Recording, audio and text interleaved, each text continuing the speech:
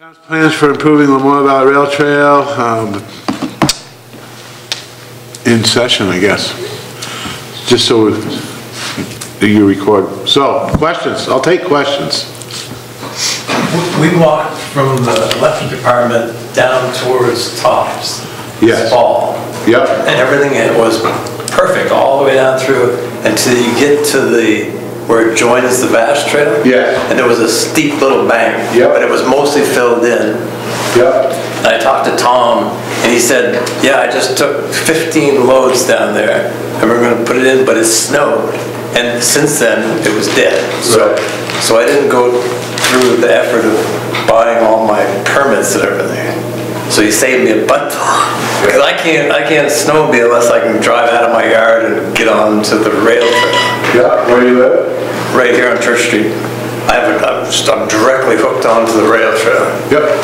So my first question was, probably next spring they're going to fill that hole in. Yes. And they're going to come to it's all finished to the electric department. Actually isn't. Well, it's nice. It'll be passable. Dump truck smooth, yeah. So then from the electric department to the depot building. Yep. From my house to the electric department is just raspberry bushes. So technically I have access right straight through now. Yep. But John thought that they were going to finish that section to like ADA compliant next year. Right. So I don't have to worry about raspberry bushes. It's going to be hooked right to my house. Right. There it is. Pretty poor, Speak of the devil. Supply cookies out there. They were wicked good. They're really good. Handling that, huh? Hey there. I'm sorry, As chairman of this hearing, I'm going to call it to order. You raise your hand.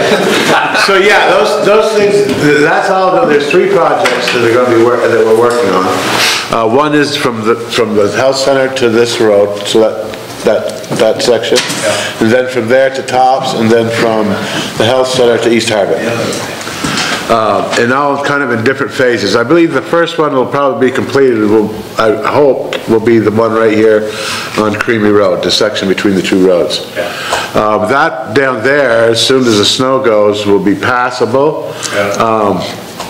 And then I'm not sure the timeline. Again, Eric knows about the timelines and the money a lot better than I do. No one has come up with a solution to get around that little hill yet, right? Well, yeah, we're going to fill that all in. I know, but today it's closed. Oh, right now? Yeah. So you had to get your snowmobile through there? Is that what you're getting at? I think it's going to be next year before I can. I just want to make sure. I haven't been down there since this fall. No, I was just there. I rode yesterday, so I went by there yesterday, and I noticed that they had dumped some gravel in there that didn't, they just didn't have time to level it off. Yeah, I told Tom if we hit the pile at certain miles per hour, we could fly up over that. I mean, I don't know. I mean, that could be remedied pretty easily right now. Nobody's done it yet. Well, the town's probably not going to do it, but I could probably do it. But next year's fine. Is this the place that was washed out? Yeah, like the culverts were yeah. They just didn't get finished. So the culverts are in, but it's just not filled in entirely? Is that what happened? Yeah, they just dumped the loads of gravel and it didn't get smoothed off. Oh, I see. It's not quite. That's fine for next year. It would definitely be passable next year. So from my house down through, I will be able to run the snow machine on the rail trail to get to the Vast Trail. As far as I'm concerned, you can. I mean, it's permitted use.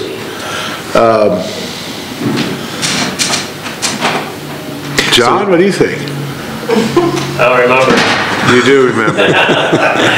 So yeah, I don't see. If Vast has that right away. I mean, it won't be a Vast Trail, but you'll be able to ride it. It's legal. If I can get through there.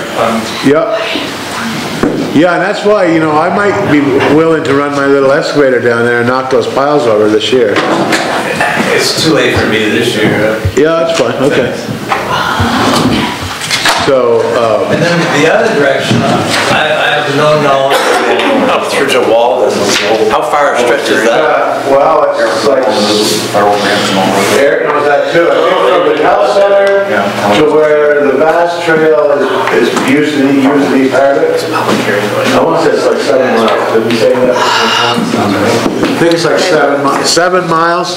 So if I went in that direction, I would have a destination somewhere. No, not right now you won't. No, I mean, but once Next year the you will, project, yeah. Okay. Yeah, well, the Bass Trail leaves right here, and it goes up over the hill, and it comes right back down into East Hardwick, right back onto the rail trail again. And then it runs up to Greensboro Bend, but before it gets to the bend, you take a right and cut across some private property back onto the rail trail again, because there's a bridge missing, and then you go all the way to St. Johnsbury. Eventually what they want to do is to take down right there on Sandor Mountain Road, is Right. take those bridge abutments, move them back, and just bring that whole trail down. And then you can just go onto the road, I don't know what, on the Sandor Mountain Road, and you can come right back up on, you can ride down off the rail trail and right back up on the rail trail. Just cross that grade crossing Instead of building a bridge is gonna be like $1.3 million. So just taking the abutments out of there and going on the roads doesn't really cost hardly anything. So. What are they going to do about the overpass that was in Walden? Over there? That's gonna be an at-grade crossing as well. That seems like that'd be just too hard. They're gonna come back, yeah, they got about a little piece from Kenny Davis and a little piece by the fire station. They're gonna come down across the road at grade. between the railroad bed And my fence, there's about 15 feet of knotweed, is that invasive? And Yes. am I in trouble if I take my back fence down and let somebody smooth that all out? No, so you're down here on this side, right? I'm between the Delay's funeral home and Right here. Yep. You're basically across the street right here. Masonic Temple. Yep.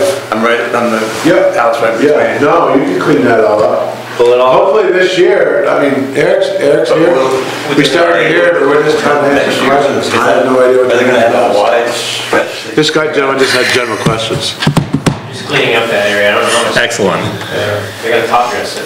I'll wait till they go through and then I can smooth up anything I. Yeah, he lives right over across the road here. Yep. When that section is completed, you won't have to worry about smoothing it up, because it'll all be smoothed up. The whole right of way will be pretty. Grass growing. Won't it, John? So I apologize for my tardy arrival. Did you lay out the No. general scheme? Go ahead and start again. Yeah. You got 10 minutes. I got 10 minutes. So the idea is, I laid out 3 projects, that's just what I did. oh, you already did? Yeah, but not very specific. Not Okay. sure about time frame. Timeframes, yeah. Okay, so let's do a quick, I don't have anything good. Do we have any markers? We have pencil. Give me a minute and I'll mark. Do you have a marker? All right, so we're gonna do Eric's drawing, which is not very good. So, let's say, let's put the yellow barn here. And let's put, so then Route 15 comes by there. So the rail trail comes right behind that. Crosses the Lamoille River, right, which goes down to Jackson Dam over there. So this is our rail trail, curves, and if we have, let's say we have, this is not to scale obviously, we're gonna have North Main Street. I see that. And then we're gonna have Slap Hill. Oh, look at that, thank you. All right. Okay, and then that goes to East Hardwick.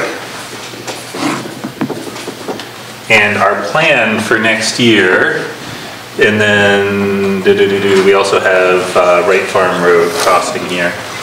So our plan for next year is between Slap Hill and North Main is where the Creamery Road stuff is with the town garage, and there's some buildings back here, right?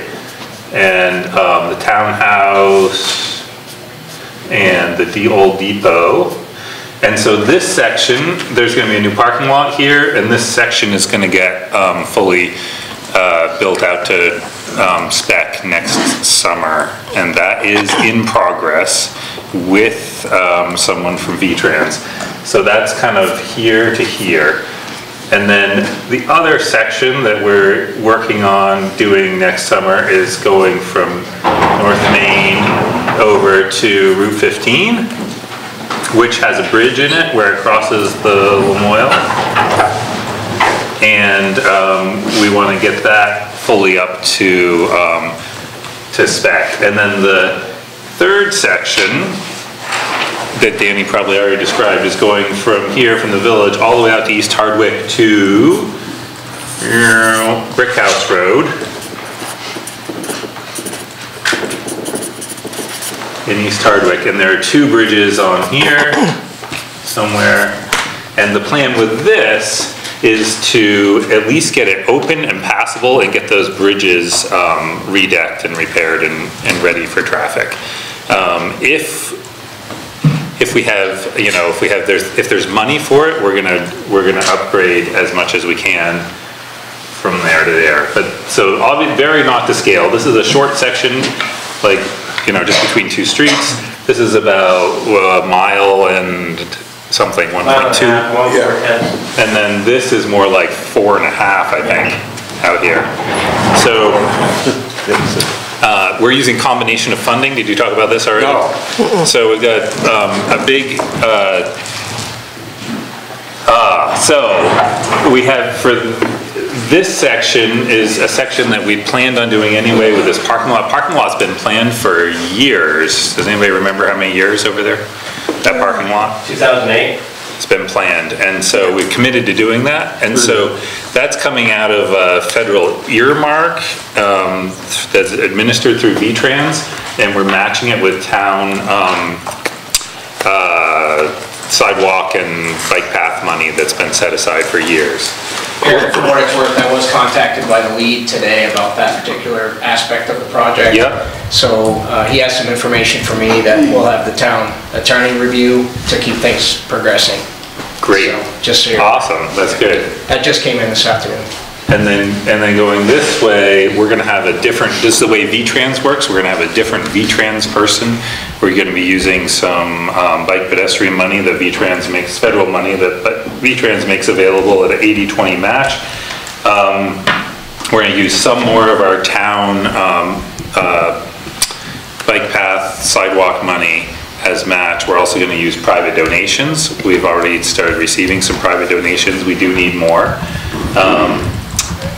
So that's for those two sections, and then this section, we're going to use an NBRC grant as the primary source of funds. That's a $200,000 grant, also 80-20 match, and again using private donations primarily as match. And you did a preliminary application for USDA funds. Which will help us when we get to that, if we can get the USDA funds. We're hopeful that the NBRC funds will rehab these two bridges, and we can basically make the whole thing passable. If we get the USDA funds, we should be able to do a better surface on that whole thing as well. Currently, our bottlenecks are probably we need to get engineering work done for the bridges, and we need to get RFPs out for construction later in the spring, or get the RFPs out later in the spring to contractors so that we could hopefully proceed to construction in the summer.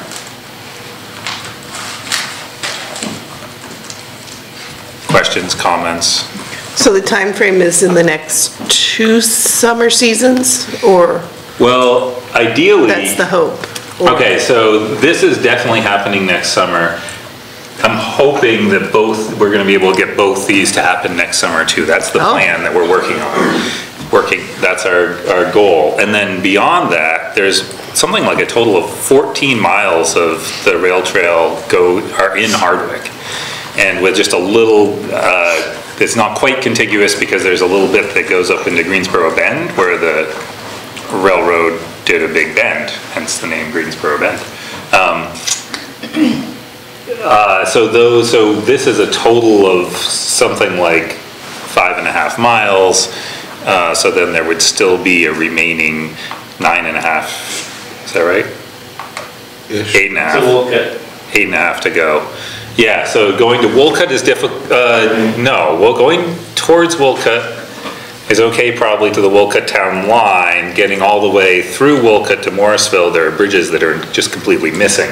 In our case, our bridges are there and they're reasonably sound. They need to be redecked. Right, but there's one in East Hardwick, the one in the Bend is our bridge, or our project. The one in the It's in Bend that Hardwick. goes over, the one that's not there that goes over Standard Mountain Road Right. would be a pretty big project.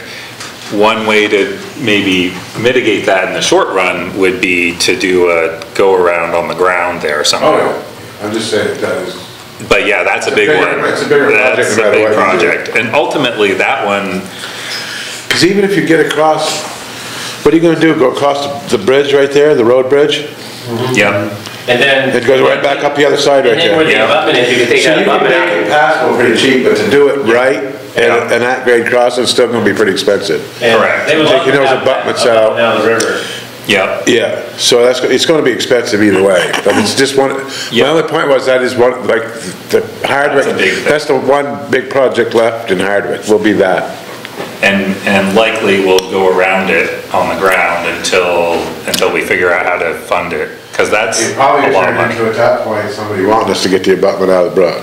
Right, right. And hopefully funding it. Because you're gonna need a permit to go, Do work in the river. Anyway. Yeah, What about something like going to Morrisville? I'm sure you looked at that. That one was over the bypass. what does it cost? Yeah. Oh, I mean, yeah. That's a lot. Well, that's basically, yeah, that was longer, but, so the figure that was just Yeah. thrown out for doing something like that is $500,000. For where?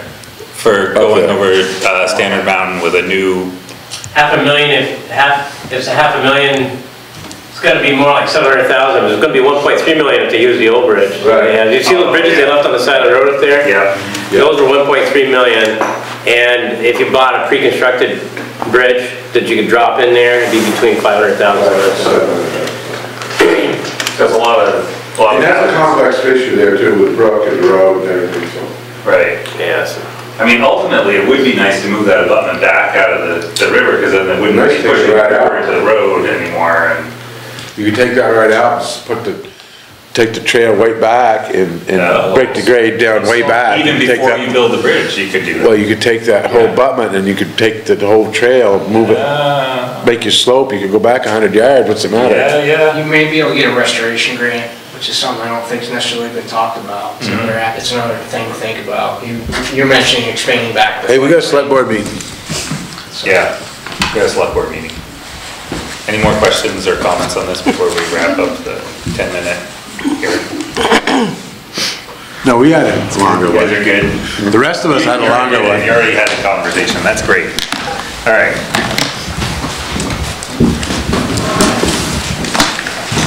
Okay, so we're gonna, you were running the, right? You must have called the order of Oh, the special yeah. hearing, so you ought to close that. All right, hearing's field. closed. All right. Thank you. It's easy. All right, I'll cover it for you next time. thank you. Now it's all you. So it's a little late, it's about 6:04, we're going to call the regular select board meeting to order. First item is to approve minutes from last time, which was January the 3rd. Could we have a motion to that effect? So moved. Second. And I did send in some comments on those, I put some words in your mouth, Danny, you were okay with those words? I was okay with those, yeah. Yeah, okay, good. So any other changes to those minutes? That's all been adopted, so we're good. So all in favor of approving the minutes as written, please say aye. Aye. Any opposed? Motion carries. Next is set adjust agenda.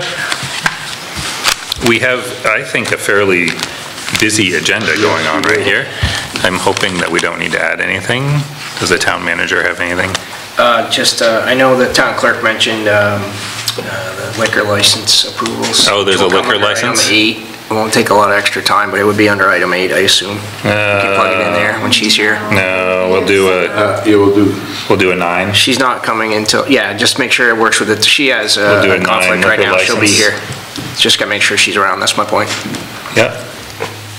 Do we need a executive session for the loan request? Anything changed? That says if needed, Not needed at this time, not needed. so we can scratch that. So no executive session. Perfect. Number 6, if I can, we add John as the beach committee. John was previously on the Caspian Beach Committee too. Beach committe, we're gonna just, okay. You need to fill in until Yeah. town meeting. Anything else you need him to do? I've had him busy. Thanks, chief. I'm on it too, see? All right. Going once, going twice. Do it. Make a motion that we, Adopt the agenda as, With item number 9 for liquor license, Yes. no executive session, and adding a beach committee thing to 6. yes. Second? Any more discussion? All in favor, please say aye. Aye. Any opposed? Motion carries. Yay. Communication from the audience. Everybody's here for something, I think. All right. Town manager report given by Sean Fielder. There is a hard copy in the select board packets for you. It's 3 or 4 pages in. Yeah. So I'll try to be brief because I know we got a lot on the agenda here tonight. So startup's been going fine with the startup day being last Monday, the 7th. Have been just working on setting up office and just get priority action items in order. And has been really good support and keeping things on target, if you will, with Casey and Amanda's support. So I publicly want to say thank you to them for all they're doing during the transition phase. That's been really valuable for me. So thank you both very much. Obviously jumping into another number of projects midstream, but my observation right now is that everything is on target.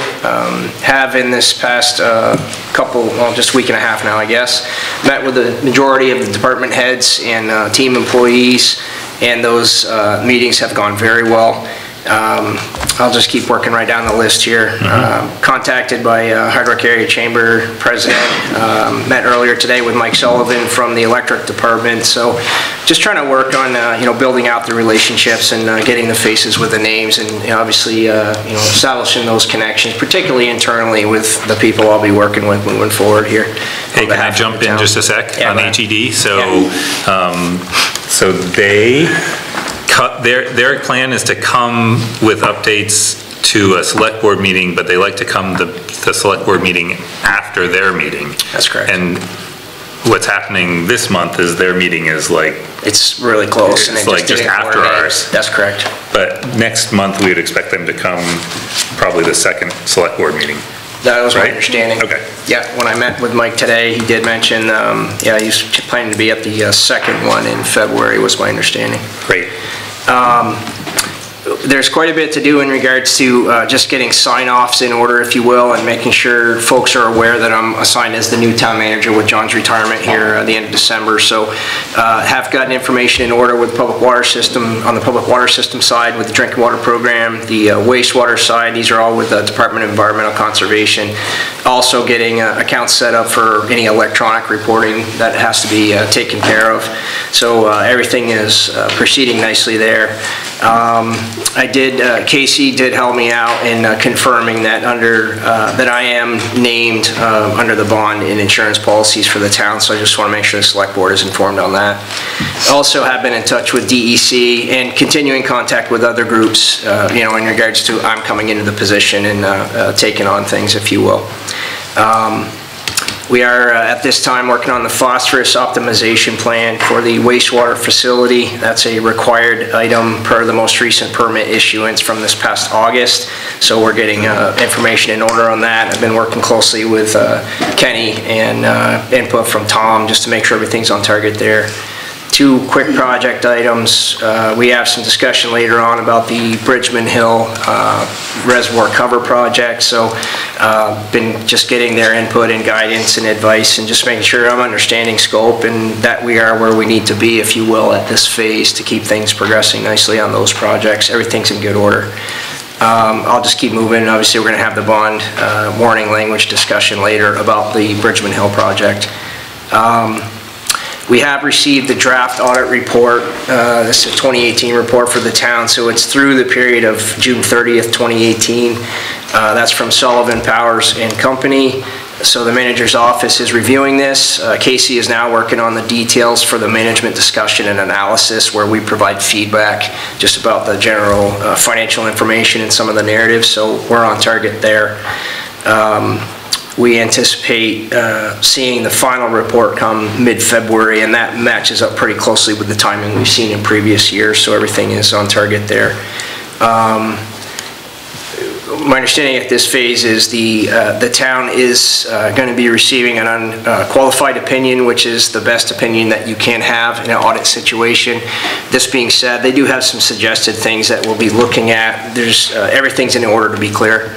But that's what we want to see, is an unqualified opinion. On the Yellow Burn project, I know we'll hear more about this later this evening. We had, John was in town with the architects, sorry, John Jewett for the audience, and they met with Public Works, with Ken and Tom, just to talk about what the opportunities might be to get the water and wastewater service extended out for the Yellow Burn project. So we're continuing the conversations there. Following that meeting, John came with the architects, and can you help me out, John? Bill, what's Bill's last name from the bakery? Bill Allen. He's a prospective future tenant for the building that's going to be put down, and he came and just informational meeting. That helped me to have it at the manager's office. I can just sit in, hear the conversations, and things are progressing nicely there. I did meet with Richard Brochu last week just to put a face with a name, and obviously we had interacted a little bit before, actually during my hire phase, so I just wanted to put a face with a name. So, you know, I still am in a position where I have to go through the training, you know, to do inspections and things like this, but what I'll do in the short term is collaborate with Richard just to make sure we're on target. In the event there's some kind of a health inspection that has to take place, you'll take action later in the meeting to assign me as the deputy health officer, and we're keeping track of those details for now. And then just to close out, other ongoing contacts with Lamoille Housing as an example, NVDA, who obviously is going to be involved with the rail trail project and other projects in the community, the Yellow Burn, they touched that as well. And coming off one of the previous meetings, you know, the discussions about the East Hardwick Village, you know, potential projects there and tied to transportation. Just a detail item on this, I did reach out to Shauna Clifford. I didn't have a chance to do it prior to today, but I have reached out to her, so we'll get those conversations going in regards to, you know, what do we have to do if there's a request for a traffic survey? You know, do we do a speed limit survey, or, you know, what can you give us for sight line information? Some of the details that are noted in the last set of meeting minutes. That's enough. As I said, I know we've got quite a bit of agenda, so if the select board has any questions at this time, I can answer. I would say getting in touch with Shauna now is plenty of lead time. I can't imagine that they're going to want to do anything too much till spring. Yeah, thank you. Yeah. It's been busy. It's busy work. It's the time of year. Yeah, so it sounds like you've covered a lot of ground. I think so.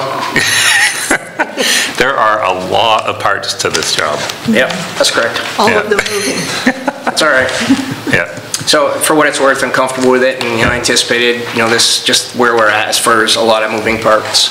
So. And I'll just echo your thank you to Casey and Amanda for absolutely. keeping us moving. Yeah, they're doing an amazing job, and I'll reiterate this, the meetings with the department heads, Tom and and Aaron are here now, but other folks, Carol with the Justice Center, I met just one of the listers. I've had a couple meetings with Alberta, the clerk, in regards to some things that are going, obviously, coming up to our warning, excuse me.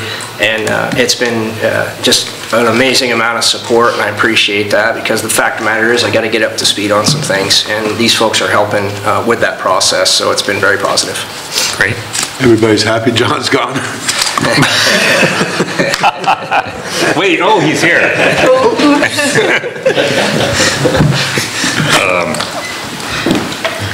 That was a joke. I was gonna say something, but I said, I keep my mouth shut. There you go. Thank you.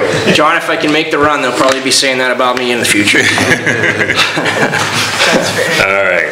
Well, thank you, Sean. And next up is Tom Fadden with Road Foreman Report. We know some of what you've been up to. Is there anything else? No. Okay. That is it. Yeah. Besides breakdowns it seems like every other day we go out, we get breakdowns, but, did get the, putt back on Monday. Yes, that's what I call it, my putt. And yes, and that came to a huge sticker shock today on the amount that it actually cost to fix. Really? I don't know if you want to hear it or not. Let's just move to the next thing. Go ahead, lay it on us, Tom. What was it? $21,000. Oh, You could replace the engine for that. Oh. Did they replace the engine? No. No. So, yes. $21,000. $21,000, I think $162.38, something like that, so. And $16,000 of that, I think, was in parts. So, it wasn't all labor. What exactly?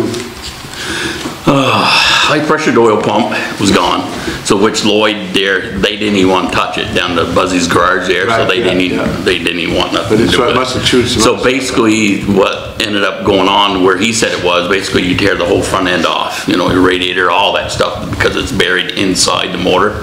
So with that, then there was a turbo going that was leaking by oil, so they replaced that, then a bunch of other parts and pieces. Holy cow. So.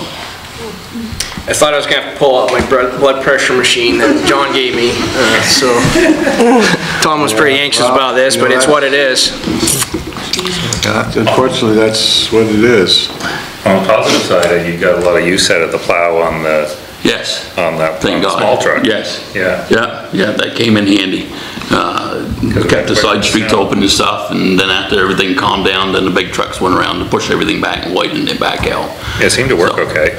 Yeah, the guys are tired. But, yeah, I'm sure. They got around pretty good. So the other thing we're starting to do, we're cutting back on sanding. So if anybody wants to know, basically we want to just start sanding our hills and our corners and stuff, because we're about 3/4 of the way through our sand pile right now. So sand rationing is in effect? Yes. Excellent. Not only with us, but I think just about every town around us. I've noticed that actually. Is in the same vault. And from Sean too, and he's got it written down. We're actually going to help Walden out this weekend too. Not much. We're along with Cabot and some other towns, because Bob's going to be down to one person up there in Walden for the town of Walden. So where we go out to Belfry Road, we're going to plow out like just the intersections.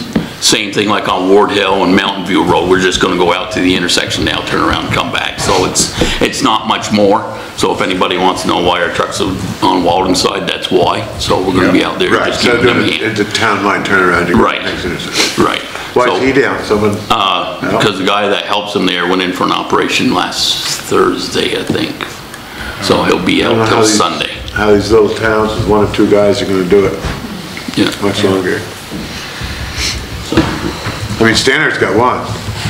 Yeah. They got one. One truck, one guy. Wow. Well, he's got what, 11 miles he plows? Yeah. I think something like that. So it's not. Standard Mountain Road gets used a lot. Yeah. So anyway. But anyways, so I guess that's about it, really. Okay. So otherwise things are okay? Yeah, knock on wood. Okay. So you might be busy this weekend. It sounds like it. Yeah. Thank you. Thanks for your work on the roads. Next up is Aaron Cochran with a police report. All right, December netted us with 148 incidents, and they are primarily traffic crashes, alarms, and traffic stops. Those primarily Alarms like car alarms or house alarms? House alarms. House alarms. Yeah. Which Greensboro has a fair amount of alarms. Most all of the camps and everything up Like there. false alarms or? Yeah. Because of the wind? Mouse alarm. Mouse, yeah, anything like that sets them off. And sometimes temperature drops and that'll set off an alarm too. And power outages will set off the alarms. So, But you still have to respond. yeah. We do. I don't know that we have to on some of those. I mean, state police doesn't respond, so. Well, they do If they're not pay a registered. Well, that's why we've got HPD. Right, so, but we do. That's why they've got HPD. So, Hey, that's why they have it. Yeah, good point. yeah, 'cause So yeah, we do respond to them, but not all agencies do, depending on how many false alarms they get and so on, but we do.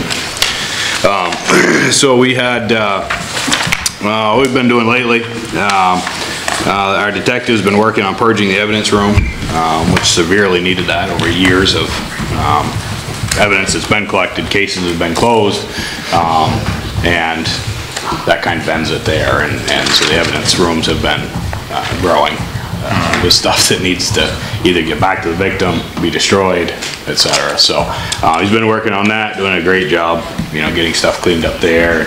It is a bit of a process because we take the evidence, everything has to be emailed back to the state's attorney, and then we have a paper trail from the state's attorney back to us saying that, you know, evidence can be destroyed, can be redistributed back to victim, etc. You know, case is closed. Then all that is all filed with the original case files so that there's a paper trail of everything.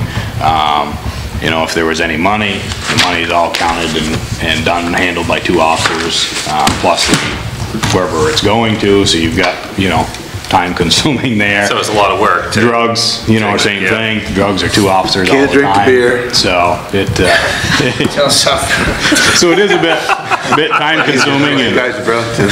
and probably maybe why it's been let go to the point that it is, but it needs to be done. So we're doing it, getting it done. Oh, good. I just want to make you aware, a little info on a 911 call. Came in December. We had an individual, a family member, contact us on a night in December and advised us that their family member had, when their family member called 911, they get an alert on their phone. So they had gotten the alert. Unfortunately, they had gotten about 45 minutes after the call had been made. We had not received any calls of any 911 calls when that family member called us. So about 45 minutes, if you will, has gone by. At this point, we've not received any calls. Officer Locke happened to be on that night, and Officer Caldwell. They did some digging, contacted the dispatch center. The dispatch center did in fact get a 911 call that did originate from Hardwick, but they could not, when they called back, nobody answered. There was, they didn't know what to do with it, so to speak. And apparently their previous policy was that if calls came in like that, they weren't giving them out to the police departments. So it ended up, luckily the officers were diligent in finding out. They were able to get an address from the family member. They went to the address. It was a medical emergency. The individual had been there about 45 minutes, and so they contacted rescue and, you know, and stayed with the person until, you know, rescue got there.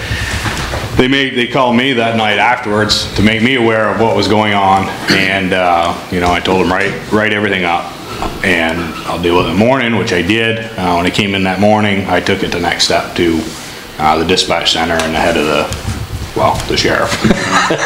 And you know, expressed my displeasure with the way that was handled, and, you know, I wasn't sure what their policy were, but this was something we needed to talk about and come up with a better way. So he investigated it.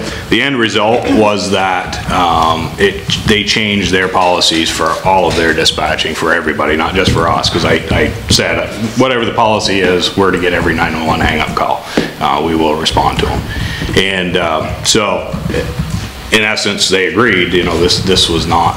Right, should be the department's decision, not dispatch's. Right, exactly. It should be left on to the officer to determine, you know, from there. So, we were in agreement on that, and the policy has since been changed so that we get all calls now, 911 hang-ups, whatever. We get them, we'll handle them. You never know what's gonna happen, and that was my point. And in this particular case, it could have been a life-threatening situation. Why I wanted to bring it up is I just wanted to, I do plan on recognizing the officers in a little more formal way, but I wanted to make you aware. You know, they were very diligent in what they did, and in essence saved a life that night because they went the extra mile to find that person and take care of it. So they really did some good work that night. And I just want to make you aware of that, and we'll do some other type of, you know, recognizing them a little later on, but that happened in December. Spring flood seminar, there is a seminar coming up in February that emergency management is putting on. I don't know if John, I don't know if Sean got the email yet. John may have got it too, I don't know, but I haven't had a chance to mention it to him. I'm going to plan to try to go to it. It's just a couple hours. They're all over the state, and their predictions for upcoming, again, things that Sean might end up having to deal with after with the effects of the floods and stuff. So I was going to check with him, see if he wanted to go with me, and actually it might be something Tom may be interested in, depending on what weather-wise. I hadn't seen that yet, Chief, so I'll check in with you on that tomorrow. If he's not plowing, I'll get it to you too, because it might be something Tom's interested in. So that's in early February. I did sign 3 of the officers up for a leadership development class, a 3-day class that's coming up in Milton, and I submitted for a scholarship grant to VLCT for that. The scholarship's just opened up again this year for VLCT, so I did, and they acknowledged, I got the email today, they acknowledged they received them, so when they meet again, we'll see, hopefully we'll get, you know, scholarship grant for those. So those will be paid for. Been collecting agreements, as we talked about, for recruitment bonuses program, and I didn't really know where to go since it's nothing we've ever done in the past, but other agencies are doing it. So I started collecting some contracts, had to see how other towns are handling it, etc. Once I get a few more, then write something up for everybody to look at, and, you know, go from there. But I have been working on trying to get some details on those and how they're handling those types of recruitment bonuses. Cheryl Michaels and Debbie Cook contacted me last week. I understand they were at the select board meeting prior, so cart before the horse or whatever, but they did call me last week. We talked about some of their safety concerns or perceived safety concerns. So I explained to them about the, you know, the cart and the radar signs. We don't utilize those in the winter time, but it was certainly something that you could do in the spring. I offered to, you know, to put those up, collect some data, and go to their meeting that they have with the East Hardwick contingent there, and speak at their meeting, go over the data, discuss with them what the data was. Would I just park in a cruiser in Debbie's dooryard like she wants? We have increased patrols in East Hardwick as far as targeted patrols, you know, but we can't spend all our time in East Hardwick either, so you know, all around. But you know, we go up specific times, and we've tried to do that now a little bit, but the traffic signs will be great when we can get them up, because we'll get the data, the times, and whether there's actually a problem or whether it's just a perceived problem. So, you know, we don't my daughter wouldn't fit to me. She said it's a problem. Yeah. So she works at Debbie's. So that's great that she followed up with you. I think last time Darren was here, I think he was able to articulate all the, you know, we don't use them in the winter Right, and, you know, all that stuff, so, but I think we did instruct her to follow up with you. Yeah, so yeah, and that's she good. did, so yeah, I'll work on that this spring, and I'll meet with them and take the data to them, we can discuss it and go from there. So. And just so you know, you're not the only one. We signed Tom up for more sidewalk painting too. Right. Yeah. The annual painting. And parking enforcement, we did start that. John was back. John was back to work, and surprised a lot of people because he come back with a stack of parking tickets, quite large. So That's kind of everybody working. So it was an interesting day. Yeah. So parking enforcement is back, and it is a 2-hour limit downtown, and surprise. Well, you know, there's a funny story there. It was snowing the other night down in Barrie, and I parked in the parking area where I would have never thought it was handicapped. When I got back, I had a parking ticket for $100. And it was right Barrie right there. Even though it was snowing? Well, I didn't look at the ground. And I knew that there was two handicapped, one on each side of the crosswalk, but there's actually 2 on each side. I thought they couldn't enforce it unless they had a sign. Yeah, if you could see, you can't see it. Oh, there was a sign, but I didn't look at it. It was dusk, you know what I mean? Oh, yeah, it's dark. Like I say, I knew that there was one on each side of the thing, but I didn't realize there was 2 on each side of the thing. Oh. But of course, there was 40 other empty parking spots around too, but I guess they thought they might teach me a lesson. Ouch. $100. All right, so parking enforcement is back in action. It's important. People of Hardwick, beware. All right. In Barrie. And Barrie too. And also, he's also able to help with the dog stuff. yeah. And he had been doing the dog stuff for a little while. Everything goes through us anyway, so we have a record of it. But he had been able to do, you know, we've done some. As much walking around. Too, so yeah, he's hopefully feeling better and getting better. So probably good to get out and walk a little bit. Is that something, do we do that at town meeting still? Is that an elected thing, or do you do that? No, it's We do it he's through you an now. employee. He's a part-time. He's Part-time hired, employee through you. hired through the, John's idea. but he is hired through you. You hire, right? Through you or through? No, Well, because originally we hired him kind of a joint. It was a joint venture. but it makes sense because if he's doing like dog, those are both things that are like enforcement things. I've kind of absorbed it. Yeah. Yeah, it's good Thank for you. Thank you. you, and thank you for your report. All right, next up, item number 1, Yellow Barn Project. Presentation given by John Jewett, our guest speaker. Holy cow. And with a project update and info to date, request for town to extend water, wastewater service, and other anticipated next steps. It's a lot of stuff right there. A lot of stuff. Stand up, introduce yourself. What's that? She State your said, name. I will when I can talk. Name, rank, and serial number. Try to keep it brief. Shoot, I was falling asleep actually. oh, come on. It's nice and warm in here, actually. I thought tonight. I like it. Do you know which one it is you need to open up? Or? Well, I have both of them open. There you go. I saved it in a PDF just in case the PowerPoint. Just put it on PowerPoint. Yeah, That's the old one. yep. And then that one will be, I just have a map of where the water and sewer will be connected to. Oh, cool. So, but we'll do it. That's good because Okay, you have 3 minutes. You got it. These are for the, Just copies.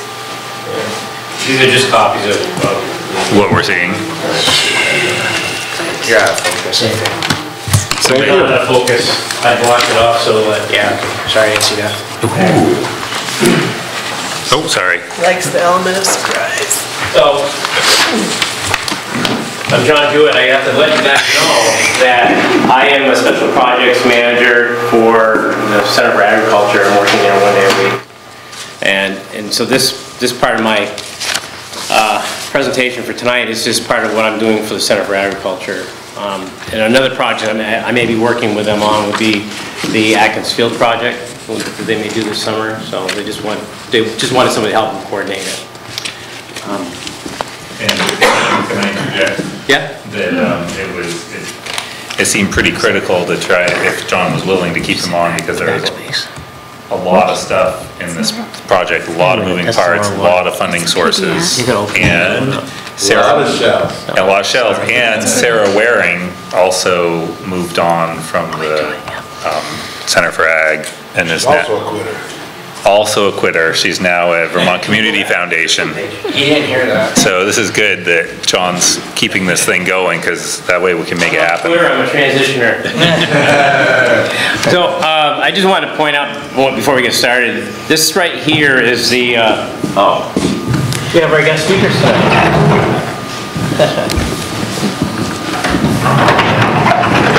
So before I get started, I'm just going to mention that Andrew Meyer's here. Andrew, with a group of people, actually is holding on to the barn for the town until we get everything lined up so that we can purchase it.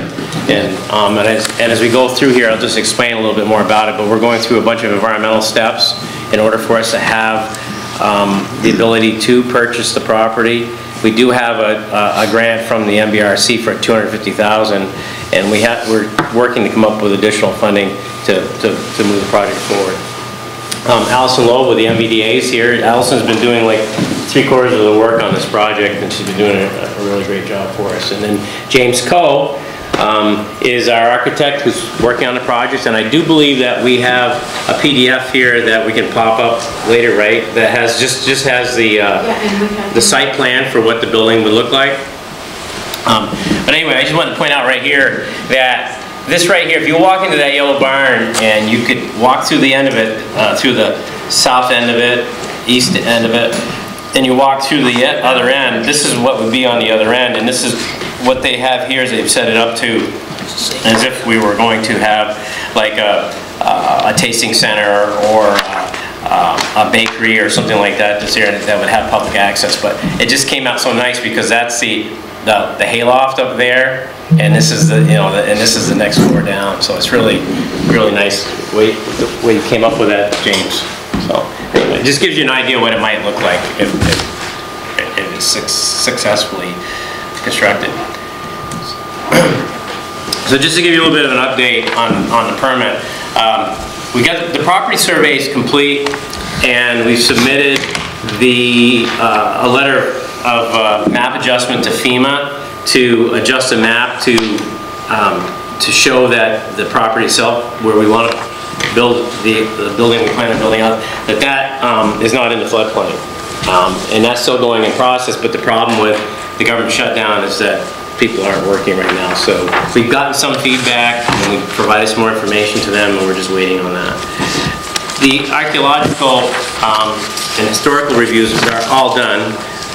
They've been submitted, and we're just waiting on that too. We're waiting on the archaeological review. That said there would be no more work necessary from their end archaeologically. Because most of where the construction would take place has already been disturbed for like 100 years. So the part that they want us to keep out of would be where the floodplain is, and that's we don't plan on going in the floodplain. Historical review, it has been recommended by the person who did the review that the barn be listed on the National Historic Register, but we haven't heard back from the Department of Historical Preservation. Once we hear back from them, we'll move forward with our plans. We have to provide them with plans for what we want to do with the building, and we'll probably have to move ahead with listing the building nationally. It's currently a state.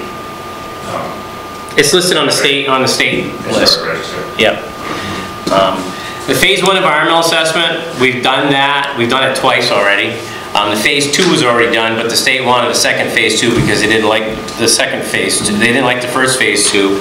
And it was done by the current property owners, and it wasn't done by the town, so they wanted one done by the town. So we are in the process of, we've asked EPA for funding, and EPA had said that they're looking at it, and it's a good probability they're going to fund it, but their offices are closed right now, so we're not getting any feedback from them at this time. And that funding would go through the NVDA, not through the town. Next part of the permit update is that The initial wetlands evaluation is completed, the permit's in process. I think we have a meeting coming up between James and Michael Smith, who's the person who's working on the wetlands permitting. The stormwater plan is in design at this point, and our stormwater impact is going to be pretty minimal, and our treatment is going to be pretty minimal too, because we're going to be able to go directly into the Lamoille River. And the Lamoille River is not impacted like some of the smaller streams are, so we don't have to do a substantial amount of treatment to put the water into the river there. We're just going to use a swale where a lot of the materials will just settle out. We did the mold, lead, and asbestos assessments. They're all completed and they've been submitted to the community development program. And we plan to seek the purchase of property when the phase 2 is complete. We hope it's going to be between February and March. Depends on how long this shutdown goes, because that's what our major holdup is at this point. You're talking about the town purchasing the seed?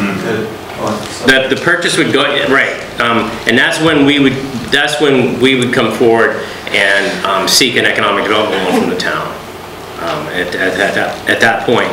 And it doesn't make much sense to take the funding until we're sure that we can purchase the property, and we can't purchase the property until that phase 2 is complete. If we purchase it before the phase 2, then we probably wouldn't be funded by the community development program, so we'd lose $1 million in grant funding. So we can't do that. We have to wait. So we're waiting. Everything's starting to line up. And I was developing a run chart the other day, and everything's like February, March, February, March, February, March. And if everything stays closed, it's going to be March and April, So. But we'd like to get that moving as quickly as possible, because it's costing money to have the building being held, and it's cost the people who bought the building money to hold it too as well, for property taxes and everything else. Next, just to give you a quick overview, we're using $61,000 in USDA and town funding for the initial design and permitting. We're getting pretty close to the end of that money. We're going to be asking the town for a loan of $200,000 from the Economic Development Revolving Loan Fund. We're applying for $100,000 from the NVDA loan fund, but that money would go through the Northeast Kingdom Development Corporation as the borrower, not through the town. And as we go through here, I'll try to explain that a little bit better. We plan to go to the community development program in February. Once the phase 2 is done, phase 2 assessment's done, and ask for $1 million. We already met with them, and they gave us a preliminary nod, but they said they can't guarantee we're going to get the funding. But at this point, when we move forward, we will not have to go back and meet with them again unless we make substantial changes to the project. And so that application is going forward. And right in the same timeline, we're going to move to the Economic Development Administration, and we're going to be asking for $3 million towards the project. And we already did a preliminary grant application with them to kind of iron everything out and to pass it by their staff in Philadelphia, I believe, right? And to see, to work it out. And they've asked us questions. We provided them with more information, so that's on its way. Eventually, we're going to need about approximately $1.8 million in bridge financing to bridge to fund the total project, which would be another loan. And that loan would also go through the Northeast Kingdom Development Corporation, not through the town. But the town would still continue to be the primary owner of the property, but the Northeast Kingdom Development Corporation would be the fiscal agent. I'm getting a feeling like I'm talking like the guys from Lamoille Housing Partnership here. I never knew I never thought I would figure this stuff all out. And so we're active, and then here we go, right into that, a good segue. We're actively pursuing new market tax credits, because what happens, any indebtedness with this project, that's within the 2-year time frame of when we started construction, or when we started the loan and we've ended construction, would be at this time would be paid back by new market tax credits, all that funding. And people have asked as well, what's the likelihood you're going to get that funding? It's about 95% likely. So at this point. So So schedule is $300,000 secured to be, if we could get the 100, we're going to get the 100,000 from the MVDA, we get 300,000 from the town. I mean, 100,000 from MVDA and $200,000 from the town, be a $300,000 bridge funding to allow us to continue with the design and moving forward with the permitting and to buy the building. Environmental permits, we want them completed by March 15th, hopefully. We're holding tenant meetings right now, so what we're doing now is we're meeting with the potential tenants who'd be coming into the building and finding out what they would need, what they would expect, what they think is a reasonable price to pay per square foot for leases. And we also need to know what they need to have in order to fit the building up for that particular tenant when they do come in. So we've been meeting with them. We had a meeting this week with BNFA. We've met with Jasper Hill. We're going to be meeting with Cellular chairs folks and a few others. So that might be a good point to say that if there's a lot of interest on the part of people who'd like to be in this project, but it's not all full. So if people are interested, right? Give us a call. Yeah, call John Jewett. Call John Jewett. Call the Center for Ag.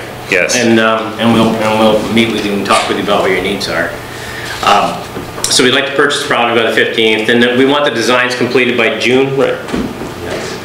And the project out to bid by mid-July, and then construction to begin with in October this fall, and completion by October 2020. That would be the plan. All right, so this here, did you want to do this one, Allison? The ownership model? Or do you want me? You do? Get right up there. I don't know how they use it. Just put it back. Amen.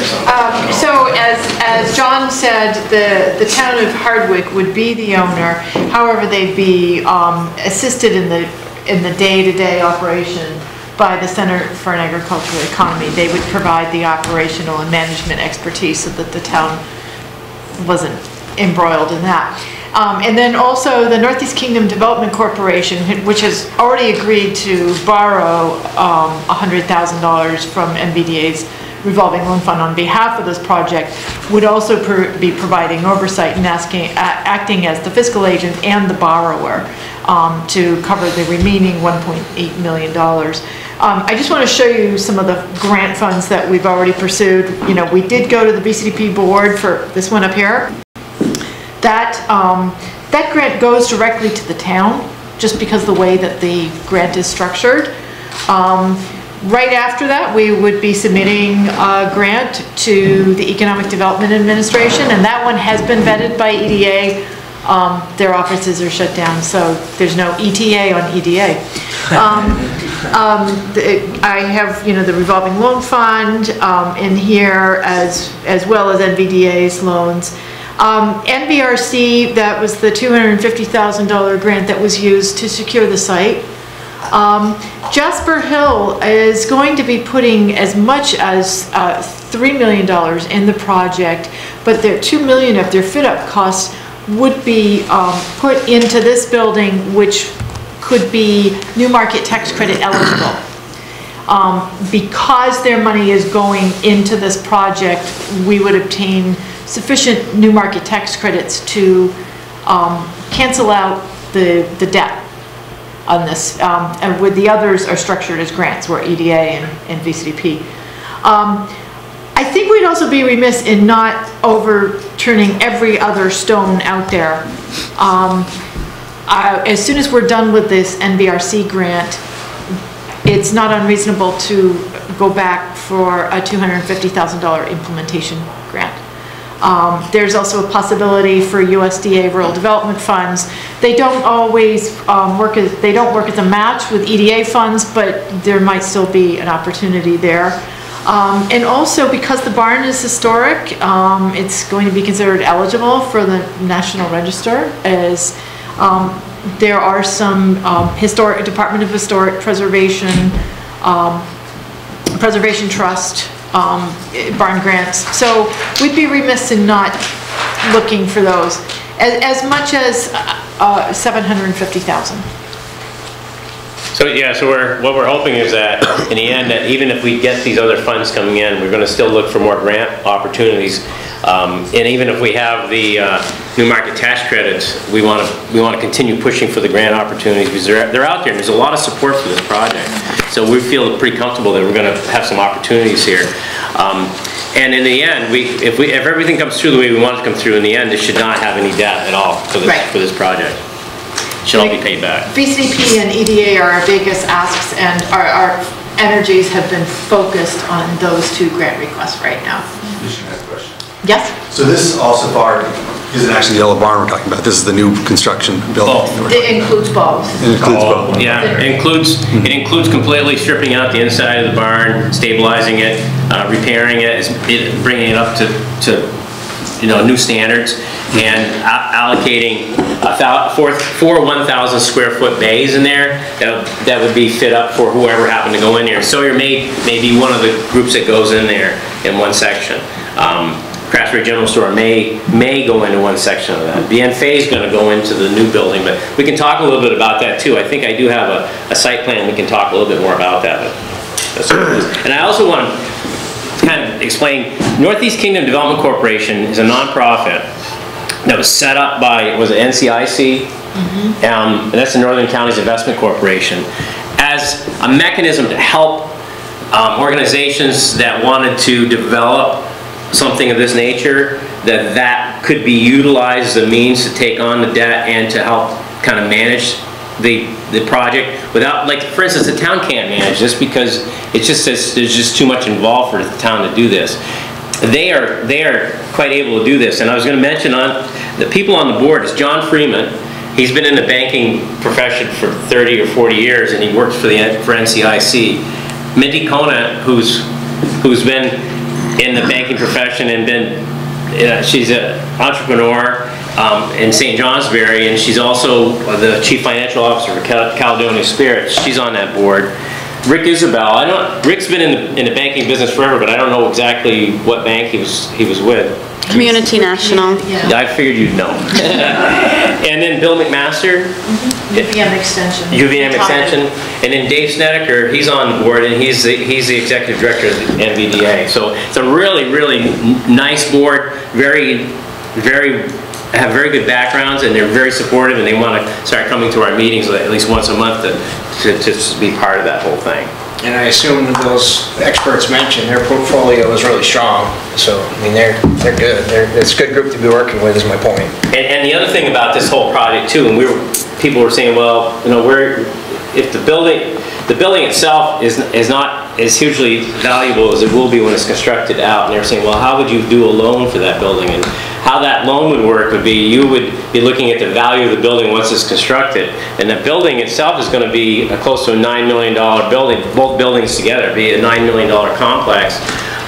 Also, just the leases, if they're irrevocable leases, just the lease value of the building can also be used as a means of securing a loan for that as well, because there's going to be substantial lease payments to that. So when this is a debt-free facility, who owns it? The town of Hardwick's going to own it. So we'll be getting rent checks. The rent checks will go to the Northeast Kingdom Development Corporation, and then what the town of Hardwick would get, I mean, I haven't figured this all out yet, but what the town of Hardwick would be getting pilot money, at least, and maybe money going into the Economic Development Fund or wherever you want it to go, if there's... Well, that's what I'm saying. If you're saying it's going to be a debt-free... Well, it's not going to be free to run. Well, I understand the operation costs, but... Right, yeah. I mean, there's... Right. I mean, so, if it wasn't free, if it was a developer that was building the building and invested his money, he would get rent to pay it off. So if it's debt-free, then where's the rent money going? That's something we'll have to determine when we do the paperwork. Because there should be some. There should be rent money. More than operational costs. Obviously, there will be. Right. And that can... My suggestion would be to put it in your economic development fund to use to bolster economic development and the development of the Cary Road industrial park is what I would say, or to make improvements to your wastewater plant, or to do things that allow the town to grow economically, because this money's coming from economic growth. It should go back into that probably, but I think we probably should be careful not to overstate the impact there. I mean, I think that probably it's not going to be huge sums of money. that are rolling in off this. Not initially. Well, no, not initially, but at some point. At some point, there should be some value. I'm trying to point out there's a benefit. There is definitely a benefit, yes. You guys are fighting me on it. No, we're clarifying. You're totally right. There's a benefit. It's not like we're all gonna retire on it, but it's. It's going to be a benefit to the town, I think. Yes. Aside from having between 24 and 30 new jobs. Town will be the owner. Yes. An asset. Yes, an asset, right. But there's no intention of having a town manager. Right. No, I mean. Anyway. Yes. Yeah. That we create our own economic development. So anyway, we thought it would be appropriate just to come and talk with you about this, just to give you an idea of where we're headed to, and to just explain the project a little bit, so that, because we eventually want to come back and ask for an economic development loan, and that would be secured to the property, and we expect that would be paid back through new market tax credits. How does the Jasper Hill fit into it? I didn't follow that. As an anchor tenant, I mean, it's obviously. Funding for the project, I realize they're one anchor tenant for the building. So they'll be paying in for, They'll be paying rent. Well, but they're also that money, so when you look at the site plan, and there's the existing barn, and there's this big new building, and they're gonna take a big chunk of the big new building. Right. And so the project, as administered over by John and folks, is to get that thing built as a shell, but then they're gonna come in and they're gonna do $2 million in fit up inside of that. Right, so that's their own equipment that they're Yeah, putting in there. exactly. And then that will also get paid back with taxpayer money to them? Because that Cover their money? because the investment would be made during that 2-year window of opportunity, the new market tax credit would come in to erase any of the long-term debt. They're not getting the. It's not going back to Jack. They're not taking the tax credits. Let me try a different, so the new market tax credits are based on total project cost. If you're able to take Jasper Hill's substantial fit-up cost and call that part of your total project cost, that increases the amount you can get from the new market tax credits. So we will own the equipment also that they're. No, we won't. No, but we're gonna say that's part of our project. They're putting in the money. And we're gonna say that's part of the overall project. There's another $2 million going into this thing. It's not ours, but it's going in there. And we're gonna be able to count that as part of the project cost. And they'll help pay back more of the indebtedness. And then that makes the tax credits kickback higher, which allows us to pay off the debt, hopefully. Yeah, it's part of the shell game. And the thing is, there's 2 things you gotta remember. But I actually understand what you're saying. There's fit up, where you fit the building up to fit Jasper Hill in, or to fit Bienfait in there. But there's also equipment costs, and they're gonna be putting in equipment as well, but that equipment is there. So that's stuff that they can roll in and roll out. But there is a fit up. Every one of those companies requires a certain level of fit up. And the fit up is staying with the building, it doesn't go away. And we'll actually be able to get more money because of just the value of the project is higher. Yeah, I'm getting what Eric is saying. Yeah. They're gonna spend the money regardless, we're just calling it total project costs, so that we get a bigger kickback. But the benefit to the tenants then is that if we're able to eliminate the long-term debt with the new market tax credits, we can keep the lease rates at a rate that they can actually afford. Because we don't want the lease rate to be too high, because if it's too high, then it may be reasonable for Jasper Hill to build their own place. You see what I'm saying? So their investment's gonna get them cheap rent. Cheaper rent, yes. Not cheap, I don't think it's cheap. Cheaper rent. No. Everybody in the project. Everybody, and especially you have some small businesses like Sawyer Made, they're not going to be able to afford a lot of money to come in there and pay rent. So Jasper Hill, hopefully their investment will help support these other smaller companies. Where are we signing?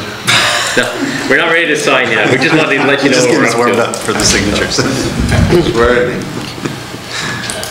Questions? More pictures? Go ahead. I don't know what's on there. No, just keep going, keep going, keep going. You want? What? Just one thing, we are going to resubmit the VCP grant, and in a show of good faith, we would like to have a second public hearing before we submit that. And although the scope of work hasn't changed, we've certainly gained a lot of knowledge, particularly with all the work that you've done on the environmental review. And then James has done some really tight site plans. So it certainly wouldn't hurt us to do another public hearing and get a chance to put those plans out there and the information that we've gained. Have people come in and Yeah, see the different phases. It would strengthen our grant application as well.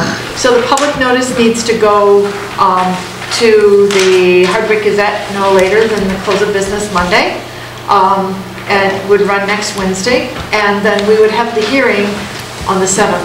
So I guess I have to type up something, don't I? Well, I could type it up but I didn't want to just, because obviously it involves this building, so I would. But would we do that here? We do that at the select board meeting, just like a half hour, just like you just did this other wonderful. Yeah. public You have to meeting. show up either You just have to be here on time. I can be here on time. I don't know if Eric can. I can open the meeting, John will be here to run it. Okay.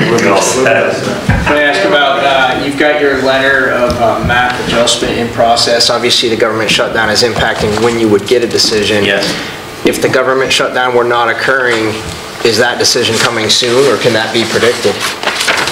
That's critical, because you have to have that adjustment in order to proceed with the construction. Yeah, we don't see any hold up to it.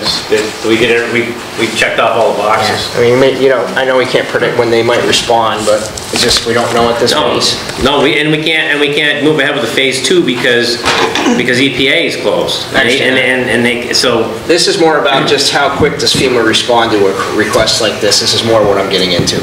Usually about 6 weeks. Okay, they already know historically they're pretty fast. Okay, that's it. That's all I was getting at. I think the state agencies would probably be slower. Yeah, it's interesting Historical with the preservation. flood maps, if you look at these things, there are You wanna contour put lines up on here. The flood didn't follow any contour lines, stuff like that. Weird. It is weird. Yeah. The water apparently goes up over hills and everything. Yeah. What's that? Okay, you want mine? Oh, right. Right at the very top, right there. Right there. Just really quickly, just okay. You see what? See if we can expand that and close that book. Right, so that's what we have pictures of. There's usually a little doohickey to make it. Oh, you go. Like a sign, yeah. You couldn't find it. You could That was hold all the high and screen dry the sideways, last too. freak storm that we had through there.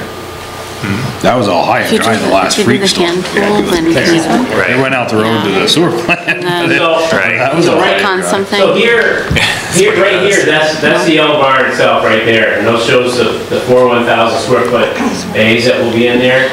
And we've talked, I'm sorry I have to stand in front of you, with because I can't see, well, I can see back here, because I can't read it up there anyway, so. I'm used to it. Back here, this would be like a loading dock, shared loading dock area for the small facilities here. This here would be where Jasper Hill would be, and then here would be where BNFA would be located. And then there's some upstairs space right here that we haven't got locked down for anybody to use at this point totally, right? James, you can, this is your plans. Yeah, okay, is there a second page? Can you? I don't think we did a Scroll second down. page, did we? There you go. Oh, we did. Awesome. You want my pointer? Sure, that'd be great. I'll break it. So that's Ben's Bay. These are loading docks. It's hard to see because it's so dark, but so this is designed for semi trucks and trucks. Trucks would pull in and back up to the loading dock here to service this building. Then there's two smaller loading docks here. The bike trail is going to be on the back side of this building, so we're going to keep the front of the yellow barn historic, essentially, maintain the street presence of it, but open it up to the back, so all the action will sort of be in the parking lot and on this dock area. So if we have people using a bike path, they can stop in if we have a little visitors area there, a place to eat, coffee or whatever. Yeah. Jasper Hill is occupying the majority of this building. The upstairs, there's about a third of what you see here upstairs that's available for rent, so there's some exciting opportunities for different businesses upstairs. And then Dan Fay will be baking here and having a small cafe, public eatery. John promised to show us where water and wastewater might cross when we were looking at these maps. I think I have it on that one. Yeah. You can just do it with your pointer if you want. Oh, I can show you. Well, oh boy. Oh boy, that's okay. Do you want me to switch? Did you guys? It does. It's not too. That's good right there. Water is going to the Lamoille River. It'll be a swale against the edge of 15. Yeah. The stormwater on this backside, really, it's all going to get kind of grubbed and reseeded and landscaped and paved, curbed, but the stormwater will essentially sheet as it does now off the barn and across towards the swale at the rail trail. How's the water going to go down 15? Here, it's going to be an open swale graded. Here, there has to be actually to be built up, like a kind of a built up berm because of the wetland swale here. We're like under just really strict orders not to touch any of this from state wetlands. Right, that water now all runs right down through the middle of that parking lot though. I mean, there's a road there. Yeah, we're gonna have roof drains. I mean, the building occupies a huge amount of the space. It'll all have roof drains and go underground and percolate up into this trench. And then it's going to be, I would assume there's going to be a culvert. It's going to go under, any water it makes is going to go under the road and then discharge into the river.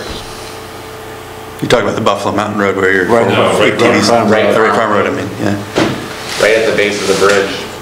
Yeah, well, it's... Riprap. Well, I know, but it's 30 feet. You're going to dig that all out? Yeah, I think they're gonna... Well, I mean, maybe it makes more sense to swing it around, or, you know, the wetland boundary is right here, so we can really do whatever we want in this area. You know why that's wetland boundary right there? Because that's where all the water goes. It runs to the brook. Yeah. Right. Yeah. And you know. It isn't running up on the bank. 20 foot up on the bank, guys. Stormwater out of the wetland. If you looked at this as common sense, we don't need to argue about it. and you look at it, a wetland's intended purpose is to hold water. And that's why we want wetlands, because they act as base to allow sedimentation, to slow down the water movement. And if it was me, I would say you put your water into the wetland because it's going to go in here before it gets to the river, instead of dumping it in the river. But that's... So we're piping it essentially around the wetland so we can direct discharge all that roof water and asphalt. So what they're going to do is they're going to construct a swale through here. So if they have to build it up to construct it, they're going to do that. But they have to construct a swale so they can discharge to... So is the trailhead going to be gone forever? No, it's not going to impact the trailhead at all. No, because the road, whatever they build has to go under Wright Farm Road, because it's a road. But you're right, it's silly. It should, all the water should, it goes now into the wetland. It should go into the wetland. The wetland's going to turn into right. It runs in the swale, but it runs through the parking lot. I mean, I'm the one that built it. I know where the water runs down there. I've done all that. Yeah.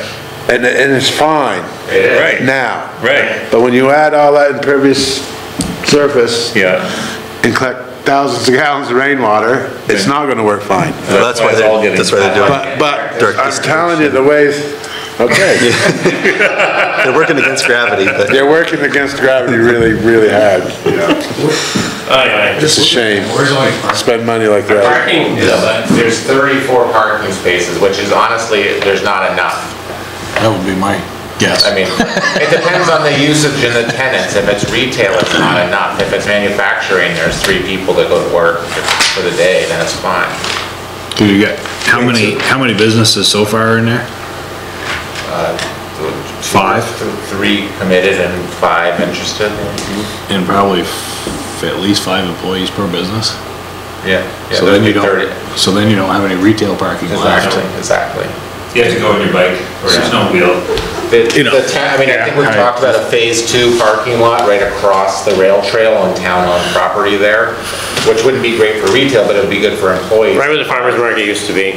And I've talked with Kenny about giving pontoon boat tours of the sewer plant, and he says he will. The parking lot's already a rail trail land, on our state land, you're gonna have to lease that. You're right. And then we're gonna have a crossing too, because we're gonna, you wanna know where the water sewer is Yeah, gonna where's come it gonna across? Let's right about there. So right straight behind. Yeah, and it's about 100, I think the sewer's 187 feet, and from what I measured, and the water's about 200 Basically feet. from the driveway of the sewer plant, right across. Yep, yep, right there, it's right there. Yeah. And then what, we would put in a pump station probably there, so we can monitor the flows and, and keep track of how much water is coming down, going to the plant, and pump water that way. And then we have to run a 6-inch main water line up, because there'll be sprinklers in those buildings, so we have to have a good sized main. Wow. But that's about it, but it's only a couple hundred feet. What happened with the survey? There was some question about the sort of the pointy part across. The little pointy part of the property is owned by Lamar Valley Ford. Oh, it is. And the rail trail. Right there. Oh, and the rail trail. Okay, yeah. Yeah. And there's quite a big easement through there. So Lamar Valley Ford's their vehicles are pretty much in the easement and the right of way of the rail trail. But they may well lease that. There is a discussion with the rail people that they do have a lease there. They haven't found it yet, but there is a lease there. They have one, but they just can't find it. So, yeah. They're not moving. All right. They keep going back more. This is getting past my bedtime. Yep, this is great information. Any more questions before we move on? No, looks good, except for running the water uphill. I think you guys did a great job. If it runs down. Who's that engineer? And it's not you guys, I know, it's just silliness. Yeah. Silliness. Thank you for coming and presenting that. That's helpful. Thanks for having me. We'll be back probably next meeting. We'll try to do the same thing. The only thing is that no one will show up next time. Well, maybe I will. I might remember next time. Thank you. All right. Thank you, guys. Hey, you guys can hang around. Thanks, everybody. All right. Sorry. So next, and not wholly unrelated, is a discussion of the Better Connections grant that Dan Predpol has put together for this Better Connections planning that's through V-Trans, also around the Lamoille Valley Rail Trail. And oh, did we just shut off the? Yeah. Oops. All right, we have to reboot the projector. Boot it up. Boot. This is on a meeting, I need another cookie. Are there? Do you want a cookie break? No. They gotta reboot the projector. I like your select board cookie breaks. Yeah. I have those in Greensboro. Oh, that's why we're down here in Hardwick. We have cookies. So I sent around some information to folks on the board this week. I had thought I sent it around last time, but apparently my attachment wasn't attached, so. Oh, that was John. Yeah, this is Jordan. He's not gonna let you use that. Oh, okay.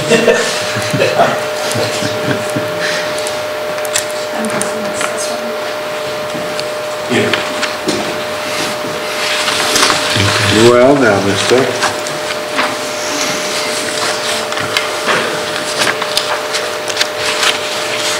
Are the cookies out there? Raspberry, go to. Yeah, you have to bring the whole box in. They just make you hungry. I know. You're going to bring the whole box in. Probably ate many last. Yeah, that's what John was. John's been out there eating them. John's out there with one in each hand. Still out there. Stand up there and be my point.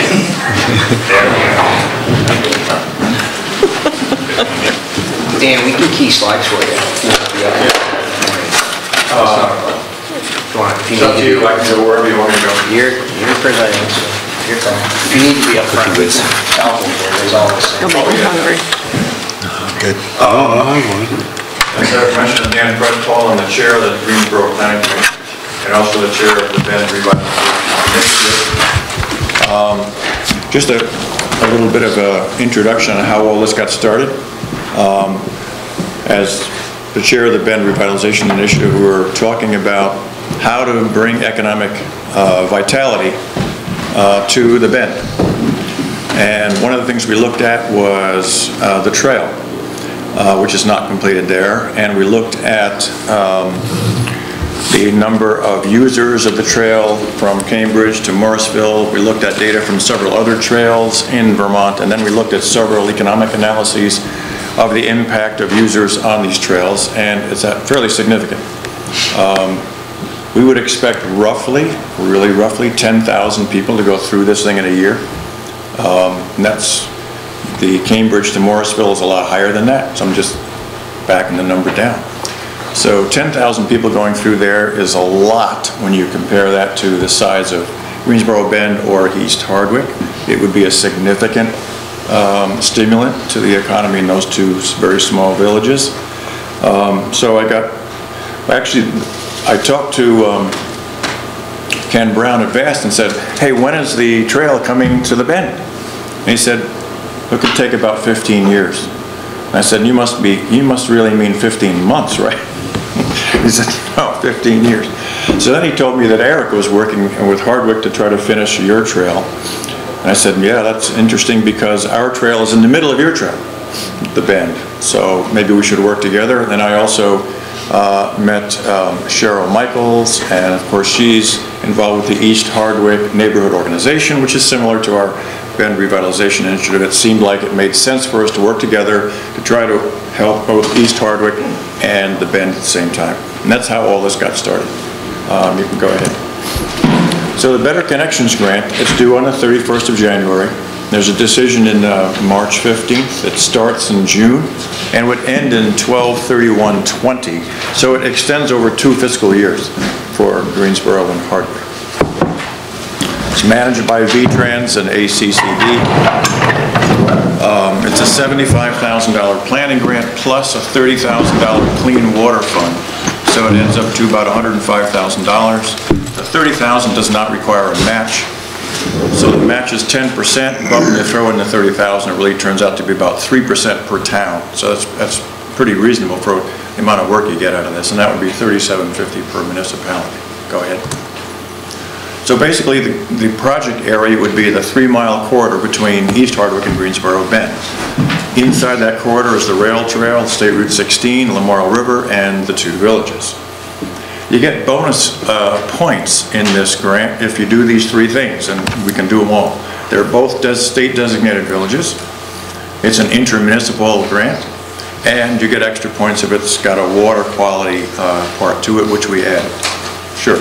Intermunicipal, is that East Hardwick to Greensboro Bend, or is that Hardwick and Greensboro? Hardwick and Greensboro. That's the way they'll look at it. Yes.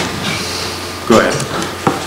So these are the components of the work that would be done within this. It would be a public engagement visioning process. What does East Hardwick want to see in their village? What does the Bend want to see in their village? There would be a website set up to show the progress of this grant over the 18 months. There'd be a number of community events in each area and publicity. Economic development analysis. As I mentioned earlier, there's something like 15,000 users per year is conceivable. That's a significant revenue source if you set up to get that revenue. So we'd be talking about parking areas, cafes, bike shops, kiosks, and other things, whatever each village would be interested in to try to capture some of this revenue. Streetscape improvements, looking at landscaping in the area of East Hardwick and the Bend, facade improvements, wayfinding, signage, better sidewalks, car and pedestrian safety aspects. So there'd be a number of issues around streetscape improvements in each town. And then evaluate the rail trail hurdles. And here we're not going to try to be redundant in terms of what you're already doing and what the state has already done with VAST in terms of design, but simply to set the stage for getting some more money to complete the rail trail between East Hardwick and the Bend. Recreational trail connectors, there's a segment of this to connect the Hardwick trail system with the rail trail in this area and connect the Greensboro trail system with the rail trail in this area. And then finally, this is the water quality part, a reduction of Lamoille River nutrient inflows. There's a number of streams that are bringing contaminants in that area, farm runoff and road runoff. We would be setting up a plan to do trees and shrubs planting along the river, which would also beautify the areas as well. And I believe there's money for us to do that. When we finish this, the state has said they have money for us to do that, which is great. Next. So why now? One of the biggest criteria in this grant is, what's the timing here? Why should this be done now? So I think there's 4 issues here. One is this planning is a prerequisite to implementation funding. And that's what my real focus is going to be, is to actually get money to actually do this. Number 2, there's 2 enthusiastic neighborhood organizations that were started in 2018 that are excited about working on this. Number 3, there's a community visit program in Greensboro this summer. And I would leverage that to help us either with this grant or subsequent work that would happen after this grant. And then finally, NVDA is doing a trailhead development study between St. Johnsbury and Hardwick, looking at trailheads in several locations. I'm going to be on the steering committee for that. That will obviously be used to leverage this grant and get even more resources devoted to this. Benefits to East Hardwick and the Bend, encouraging economic vitality. In my mind, that's the real issue here. These are small communities. It's very difficult to move the needle economically. I think this can do it. A first step to rail trail completion, more recreational assets, street improvements, and water quality improvements. And lastly, summary, it's an opportunity for Hardwick and Greensboro to work together. There's many benefits to be gained, as I mentioned in the earlier slide. Builds enthusiasm for trail and trailhead completion, to attract funds, to bring it this. When you do a planning grant, that does attract funds, because the state likes you to do that.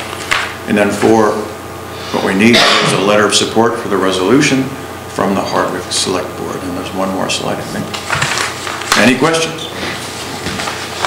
So, Go ahead. No, Sherry, go ahead. who would administer this grant? I put myself in there as the project manager. Then we would have to decide who would be the fiscal responsible party. Right. And Eric and I discussed that, and we would not make that decision right now. We'd wait. If we got the grant, then we would figure that out, because there's issues around both locations. I mean, I would love it to have it done in Greensboro, because if I'm managing it, I like the money to be close, but I'm sure you have more experience doing that, than probably a better computer system to do that. And I don't have any problem with that either, but we would solve that later on. So it'd be one of the towns would be that? Oh, yeah, one of the towns would have to do it. Correct. That's right. I was just going to mention, I don't know if you're aware that Hardwick had did the community visit Yes, project. I saw it in the report, sure. And so one of the Yes. things was more recreation.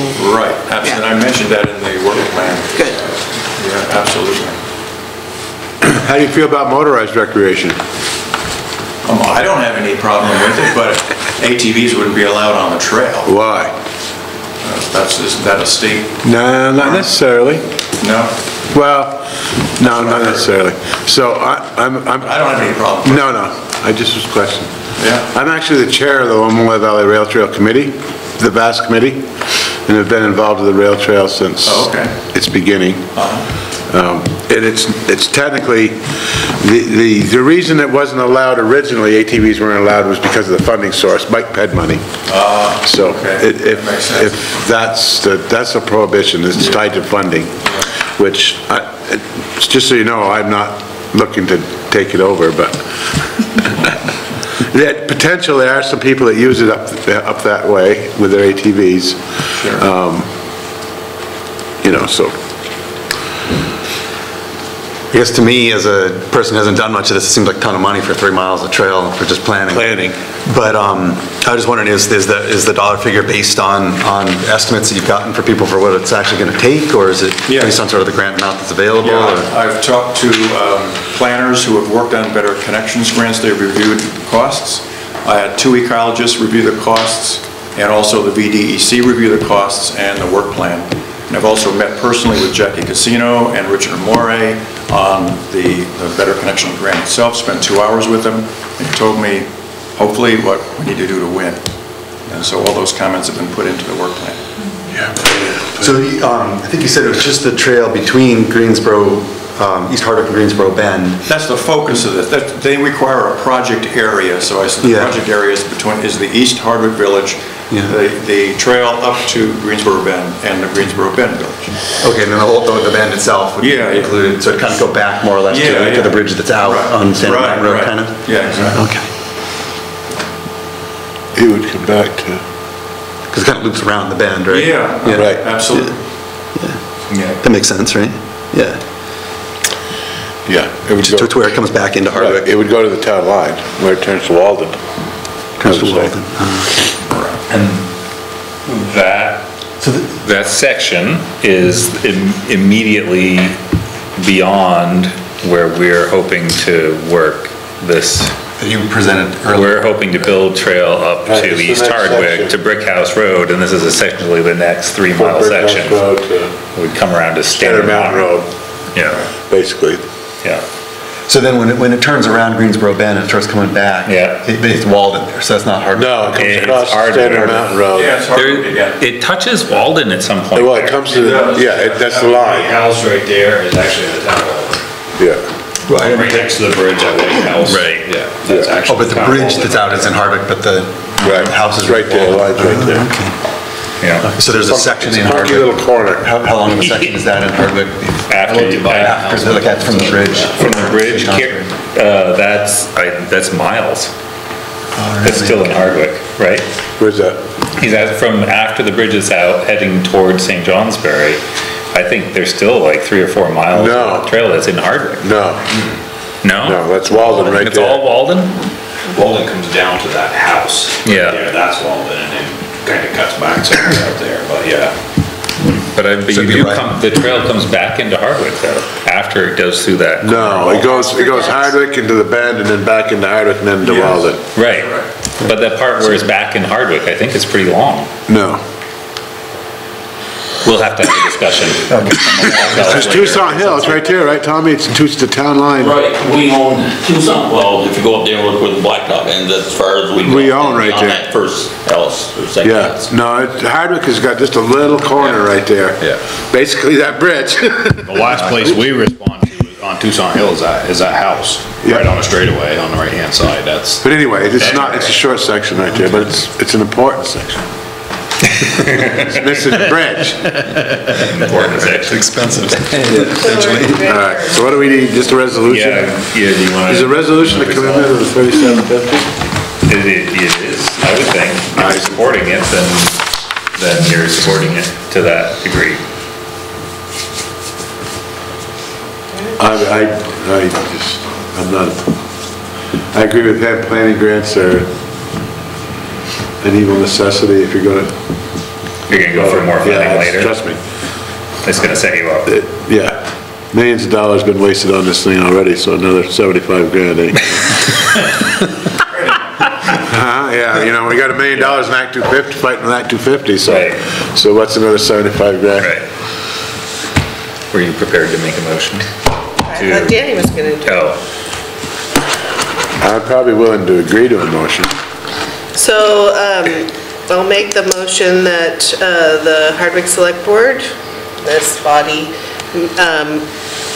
makes a letter of support and resolves to commit to supporting the Better Connections grant planning. I'm not sure exactly what to call it. that's fine. Yeah. Maybe they'll take care of the rest. Second. So, more discussion? I have one key point. Who is writing the letter of support? I have a form with me that comes from ACCD. All you have to do is sign it. Can we authorize Sean to sign that? Or does it, It requires 3 or 4 signatures. Oh, okay. I will sign it. So we'll sign it. So we'll sign, all right. So that's that answered. Makes that simple. Any other discussion? Undo it because I'm next. All in favor of resolving to support the project and signing the letter of support, please say aye. Aye. Any opposed? Motion carries. Thank you. If you bring me a... Good luck. Yeah. Before you go on, Yeah. sign this, it'll take you 2 seconds. Oh, yep. Don't fill down. Well, we're gonna move on to budget status next, so that'll take You just have to put in here, take a minute to... the chair has to sign here and then. Wait, Chair, let's see. in the sludge. That's the chair here? Yeah. Planning, it says Well, we're planning not planning commission. commission though, we're select board. Let's see. The planning commission wouldn't be, you could cross it out and just put select. Yeah. Cross that out. The legislative body of the municipality must adopt this resolution or one that will have the same effect. Let's just sign This it. form may be filled in or adopted by a You resolution. can write a letter. Let's just sign it. Yeah, I think that must have just been a miss. Yeah, I think we should just write that we're the Cross. legislative body. We can just sign there. Yeah. Yeah, let's sign there. Okay. Dan, it doesn't require Right. the signatures from the planning commission, just the select board, No, right? you're Select right. board. They're not, they're not, Yeah. Can you send me a copy of that? they're not big shots like us, so we should. Yeah, Yes. scan and send it to you. Okay, yeah, that Yeah, would be no great. problem. Yeah, because we'll need to have that entered in. Yeah. It's Amanda. Here, I got you. I'll take a picture of it right now. Amanda? Yes. You didn't sign in the right place, Danny. Oh, it is? That's all right, we'll get over it. Sign my name for me. Speak for me, respond for me. Did you see my response? Yeah. Dan, I can snap a picture of it and save you the time. No, I need the whole slide. You need the, say again? I need the whole slide to put in the This whole? packet. Yeah. Oh, that, yeah. Oh, the slides. I'll snap. Just the whole presentation. I don't need that. Oh. Do I? I'll get the resolution. That's what we if you can resolved. Forward the PowerPoint. So Yeah. I need both. then. Yeah. We'll get there. Budget looks good. Does the budget look good? Don't you want my signature on it? Are we roughly 50%? Excuse me. Yep, Wait, how did you get ahead? Oh, it's in there. pretty close. Shall I continue? I was down. Danny's jumping ahead and looking at There you go. links. Thanks, everyone, for your support. Thank you. Yeah, thanks for doing it. All right, Thank you so, for your work. yeah, next up is the budget status. Where are we? Let's see, quarter two would have ended December 31st, right? First, so we're halfway through the fiscal Yeah. year, 2 quarters in. And So I mean, I don't know how detailed, so I guess I can go a little bit by department, yeah, so. just go department. All right, so the first department is office department. Some numbers you might see 100%. A lot of those are because I've already paid the insurance through June Right. 30th, so they're not gonna have any more expense. Advertising is very high, and that's because of the advertising for the town manager search. And. I'll just say that, so remember we contracted with the league for the town manager search, and so Casey asked me where we wanted to see those expenses, because we hadn't really budgeted, we hadn't budgeted for them. Correct. So we decided to slot them in the most appropriate Right, so places. it only went into 2 categories, because there really was the consulting, that went under professional services. Which is and the then same all place of- lawyer stuff And goes. then all of the ads went under advertising, which is like, for instance, when the business manager position was advertised, that went under advertising office, so that's where all those ads went to as well. Right. And then education and training is a little high. However, the overall for this department is at 54%. So That's good. not too bad. Yeah. And The other payroll category, just scroll to the next page a little bit, is at 43.9, so Good. paid some of the stipends. Memorial building is right on target, 44%. Good. Public safety at just shy of 42%. Oh, nice. It's 41.98. Chief, here's your percentage. Pay attention. Yes. Pay attention, everybody. Okay. Here's what the chief said. This is so funny, this is It's great. all right. 49.97. Wow. Right on track. That's right, wow. Yeah. Not easy getting there. And so, highlights of that, part-time officer, I think is the one that's over, but again, we're still on track at this point, even though the part-time officer was high, and that was to be expected. We knew that was gonna happen, so. Unfortunately, not everything falls in line with being able to hire somebody for the cops grant and Right. working on it. Things just don't work out. Yeah. And, okay, then we're on to fire department. Fire department, 49.71, right on track. Tom, One thing too is I would expect the payroll to change a little bit now because of officers, one leaving and switching around, so that's actually gonna be a reduction in this year's, what we had, budgeted. So there'll be a little bit less there too, so. I took some of that into account in the budget for yeah, next for year, next though, year, but yeah. it'll help us this fiscal year. Yeah. So the highway has two sections. The first section's the salt and sand and kind of materials. Slightly over 57.71, however, you have to keep in mind that all the sand was purchased up front, so that's 100%, so that drives that average up. So I would say on track. I don't know if you have anything you want to share, Tom, about salt or sand. We all know price of salt went up. We've had a lot of ice this year, and so, but that's where it is, so. Casey, I think, and Tom, I think would agree. I think it's important we point out that just with the winter that we're having, we gotta just see how those two line items go. So just, it may be that we overspend in those areas because of the conditions we're facing this winter, so just And because be it advised. started earlier than normal. I mean, Tom's done a nice job of pointing out earlier, he's trying to cut back a bit so we can make it, but we have to we'll keep an eye on that. I mean, Tom, is that fair? I've said that? Yeah, absolutely. Okay. Okay. And then the second highway section, 53%, so pretty close to on track. Equipment repairs, truck repairs has been pretty extensive this year. This unfortunately does not include Tom's truck because that bill just came in yesterday, so yeah. But anyway, so Tom and I have talked today about where things stand with the equipment repair and expense, so we are well aware. And looks like we're way through the diesel line already.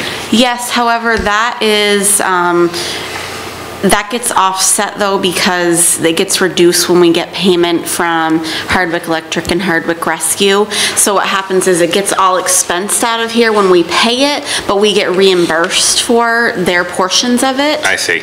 But we do still have about 10,000 left anyway, but some of that is because of the use from them. And when we get reimbursed for that, it gets credited back. Okay. So. It gets credited to that line and doesn't Right, show up on reduces doesn't that, show up yes. on a revenue line. Correct, Okay. because it's a miscellaneous receivable Okay. that we get in And it and then directly reduces that that because line. they all, yeah. Okay. Yeah, so, okay. Thank you for explaining. Sure, and then appropriations is just, not everybody's Right. sort of requested them yet. I mean, they've all been approved, but, line items, 54%, so kind of on track for that. Nothing spectacular there. Recreation, 46%, trails, 39%, and overall total expenditures at 52.34. So. Could be worse.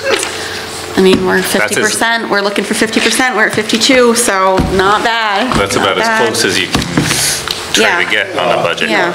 It's pretty close. I mean, I think one thing that's always interesting to me. I think I was gonna say. It could be The police 49.97. department is a little closer. Well. And on the right side of close. And the fire department, do you notice the fire department is just That's about as always a good close. thing. Casey and I did meet on Tuesday, just to look down through the line items, and one of the things we kind of hone in on is where the variance is, where are we way off, and just try to understand what's going on there. So I know Casey's being diligent about, just trying to make sure everything's accurate, of course, but then if we can tighten up in a certain area, we're doing our best, so we can do our best to get back to, we should be at 50% right now. Yeah. Well, you see some of the reasons why we're not, but obviously that's what we're targeting for. Yeah, because I already passed the word today at the garage. That's it. We're done. Well, you gotta be careful about that. Well, No, I mean, You can't have- like I said, the only thing we're gonna do is there's something major repair and stuff like that, but any knickknacks and stuff like that, you don't need to go, we're not gonna get it, that's it, we're done.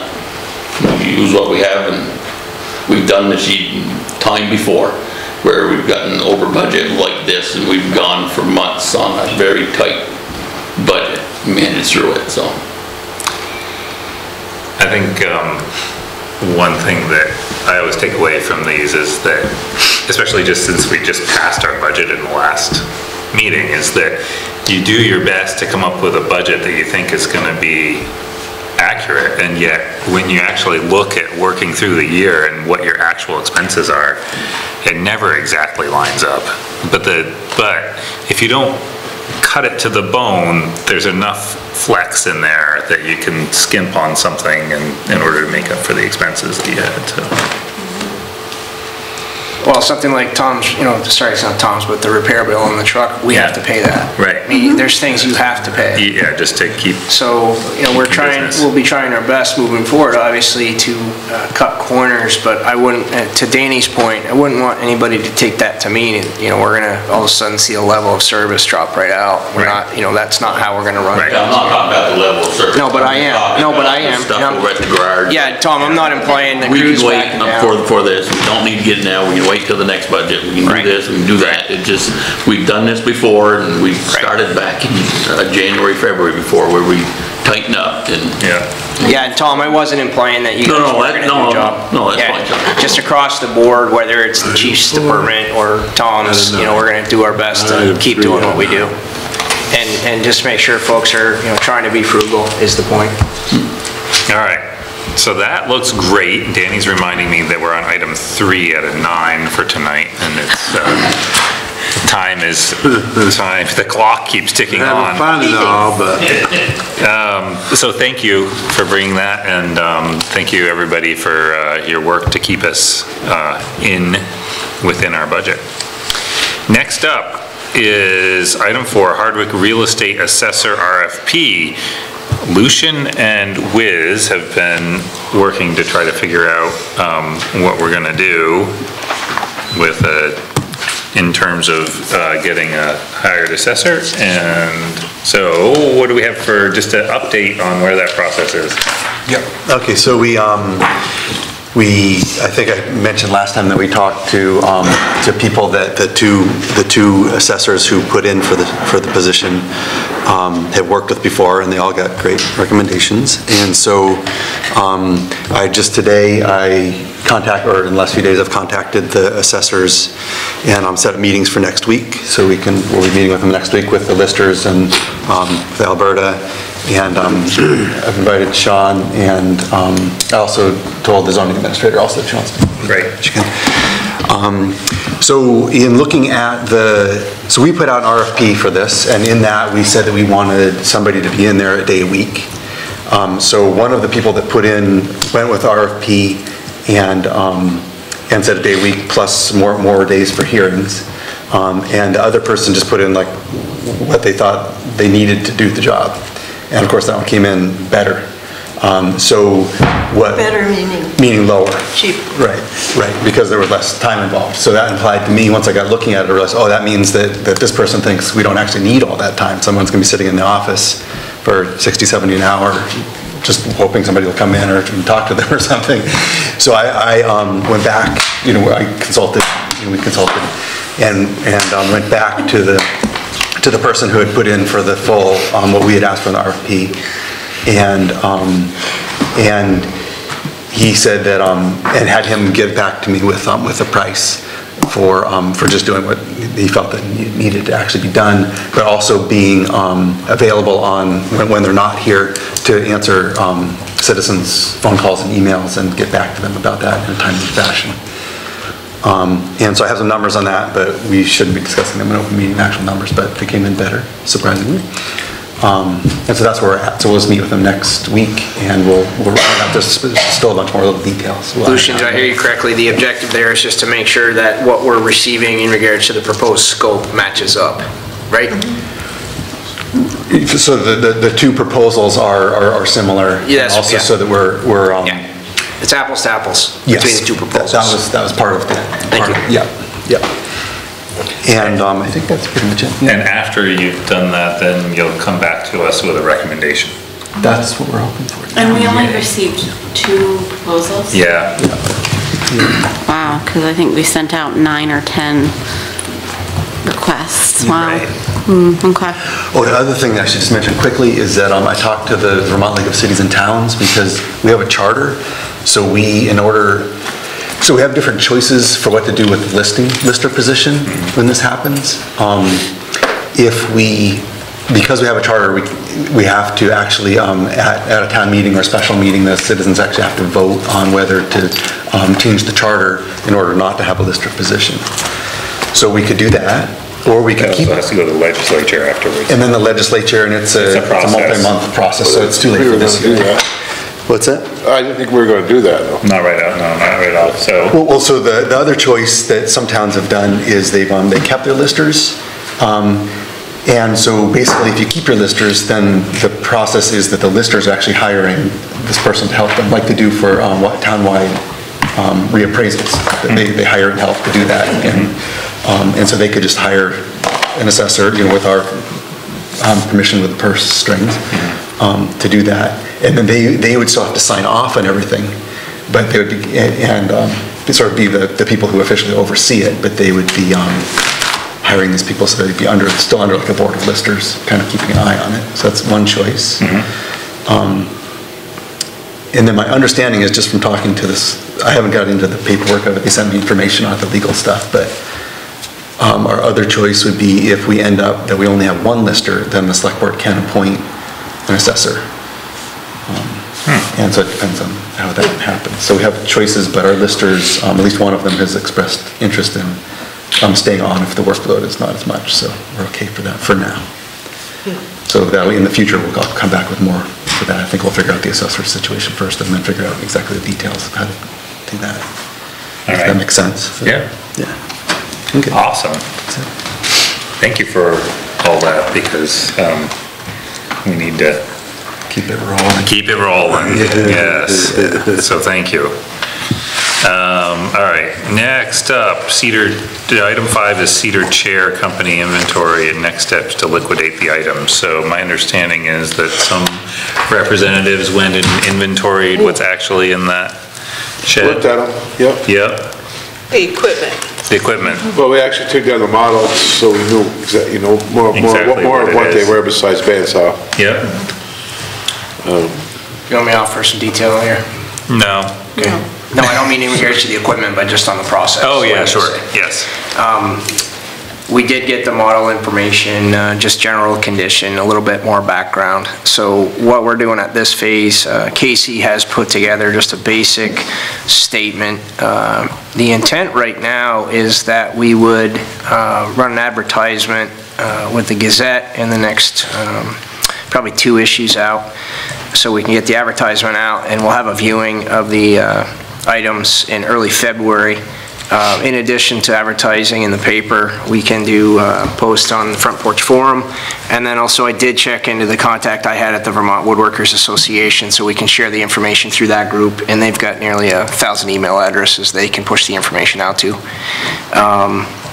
The objective is that with the viewing on the 5th, and then our detail in regards to when we would be accepting bids, that by the end of February, we've got the equipment liquidated, and then we're ending the rental agreement on the rental space. So that's it in a nutshell. I think one thing that we will need just to verify is last time around, what I recall in the conversations was we had 2 scenarios. We would sell the entire lot, or we consider selling the CNC machine by itself and then the other pieces of equipment. So that's one item that we'll just have to sort the logistics out on. We don't necessarily need to take action on that this evening. Good. We listed it as lot 1 and lot 2. Yeah. Thank you for clarifying that. In your bid, specify if you're bidding on one or the other or both. Okay. And lot 1 is all the tools, lot 2 is the CNC machine. Okay.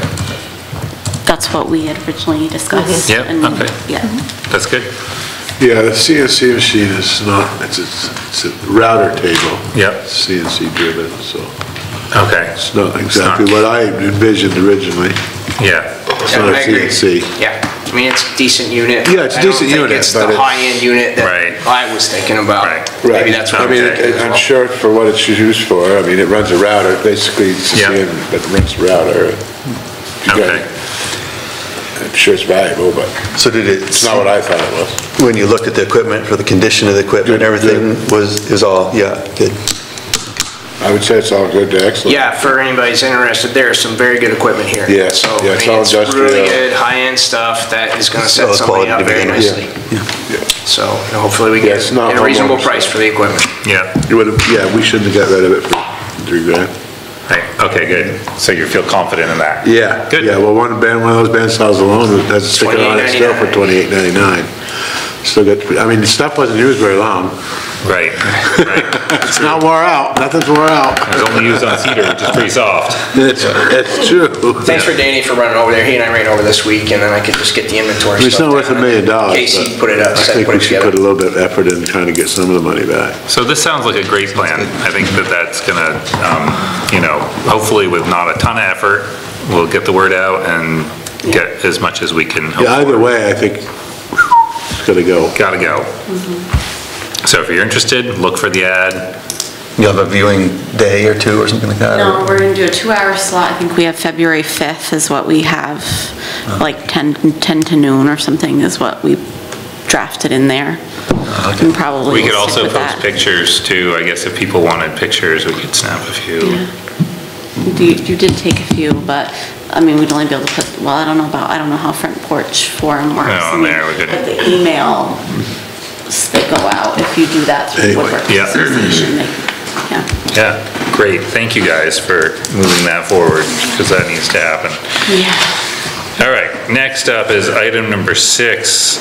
We need a board resolution to replace John Jewett with Sean Fielder as Assistant Town Health Officer and Collector of Delinquent Taxes and Hardwick Representative to the Beach Committee. So moved.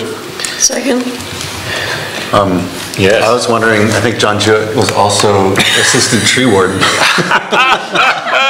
we go. Yeah, but that's town meeting. Tree warden, and the tree warden is passed.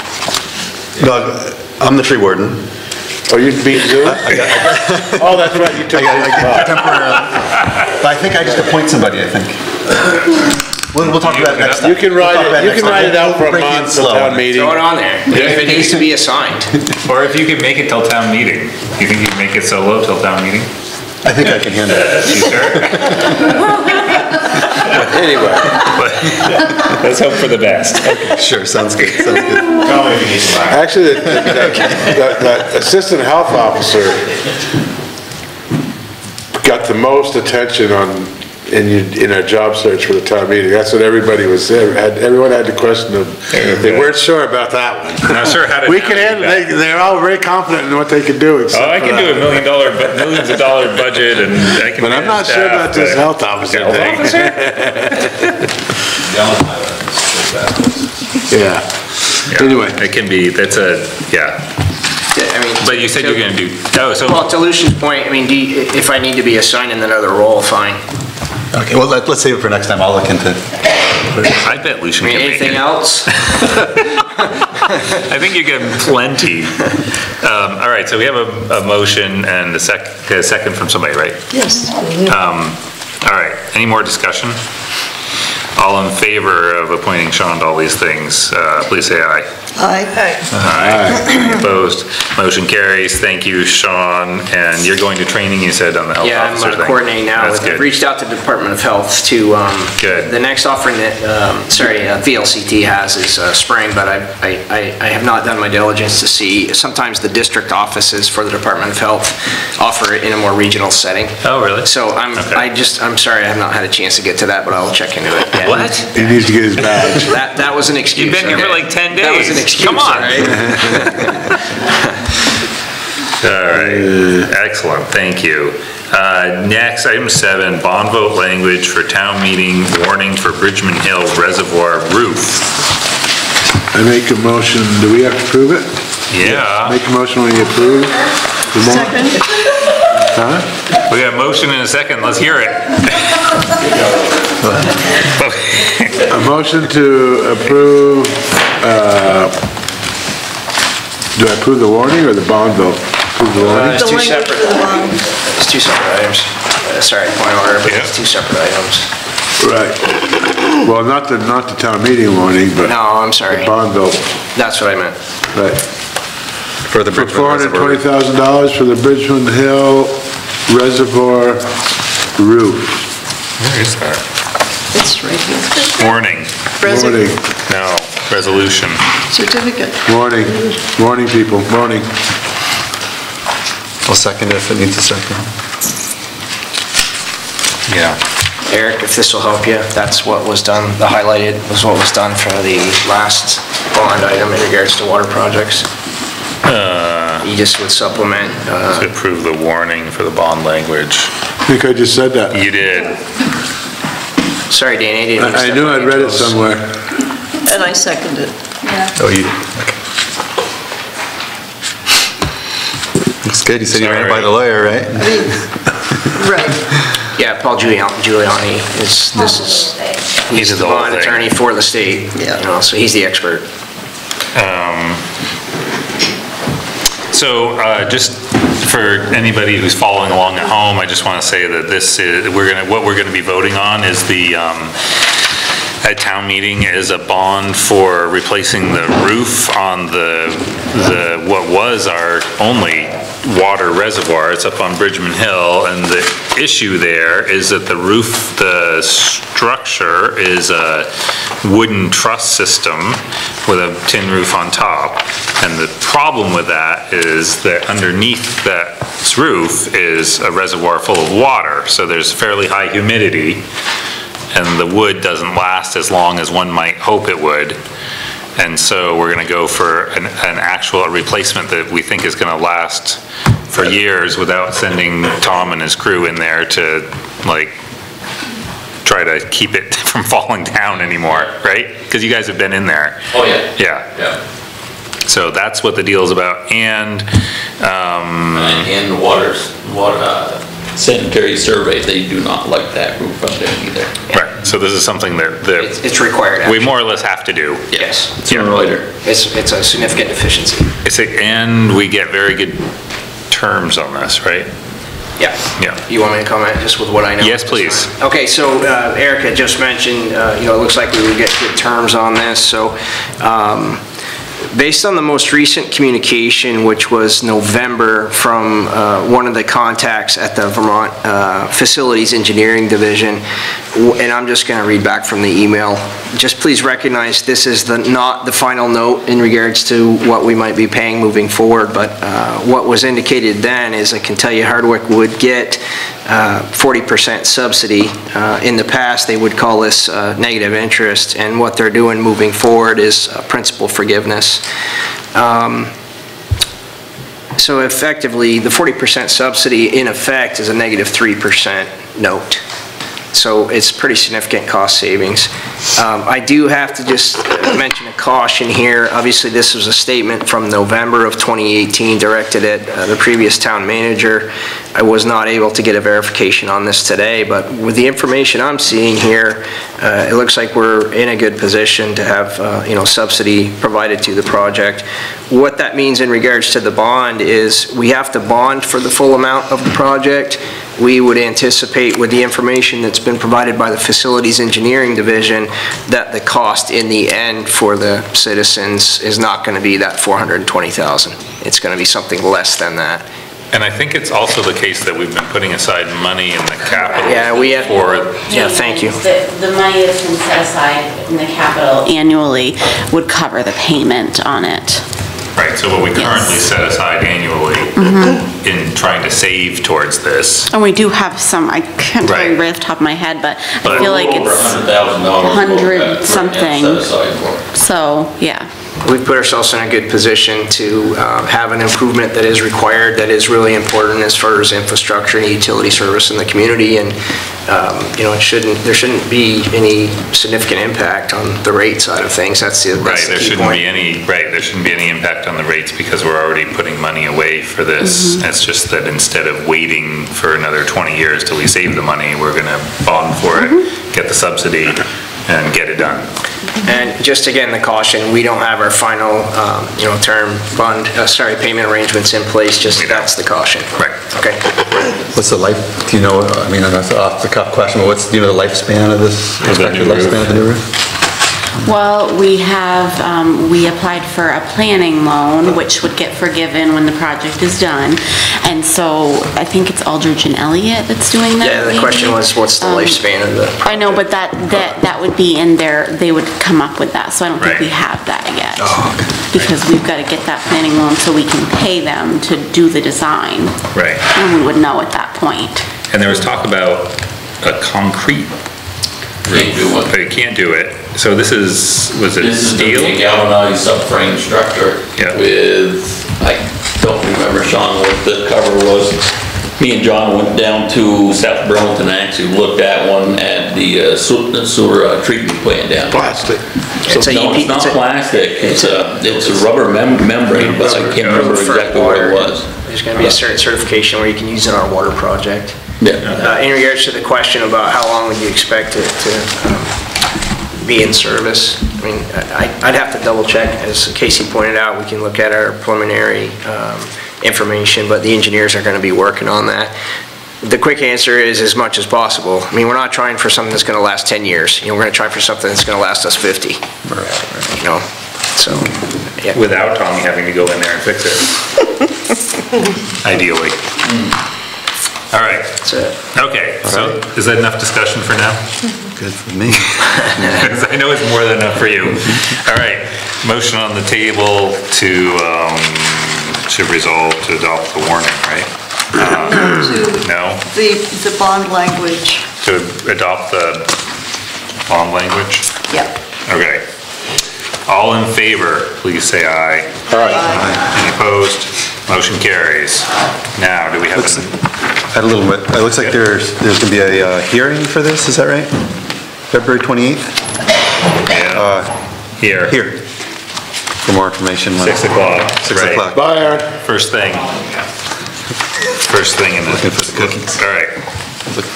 All right, awesome. Next up, item 8 is Alberta, who's here, town clerk update. And we're gonna talk about the warning for town meeting, right? Yes. Okay. Thank you for coming. Sorry we're running late. So I think I'm gonna put the warning in your packets this afternoon for you to take a look at. The only really big changes this year were we added the article about the Conservation Commission. Oh, yeah. And they did a write-up that I will add into the town report, like some background about what it is and why we should have one. We decided to put it to a vote, so it's on the warning. Which number is it? It's number 6. Okay, there we go.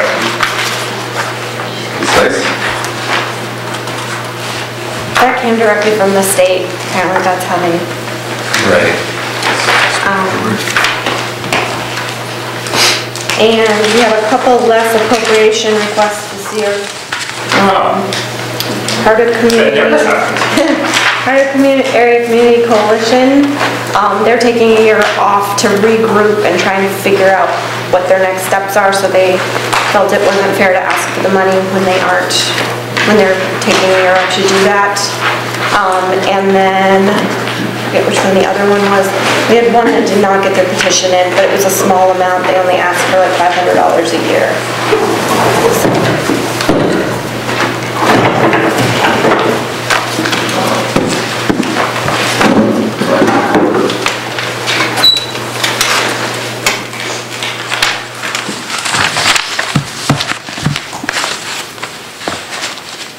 I make a motion we approve the warning. Is that what you wanted? That's what that look means. Is that what that look means?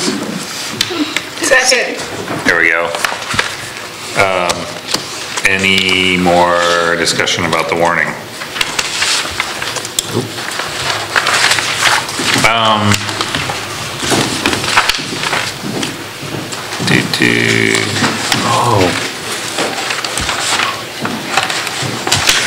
You know, one thing that I was wondering about, this isn't part of the warning, but this is just part of the town report, whoever does that, is we have write-ups for all of the line item, or for all of the appropriations.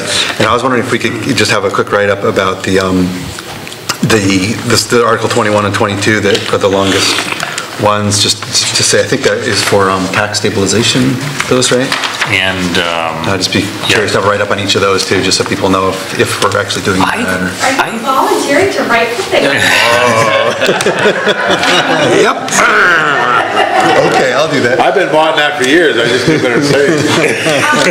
You know what, we could attempt to write something up and we'll send it off to you guys and you can look at it. Okay, I mean, I just love person, like, are we actually Yeah, doing that? I know. One of them not actually doing anything with my... For the clarity of it, yeah. We can try and then we can take a look at it. As for us. Yeah.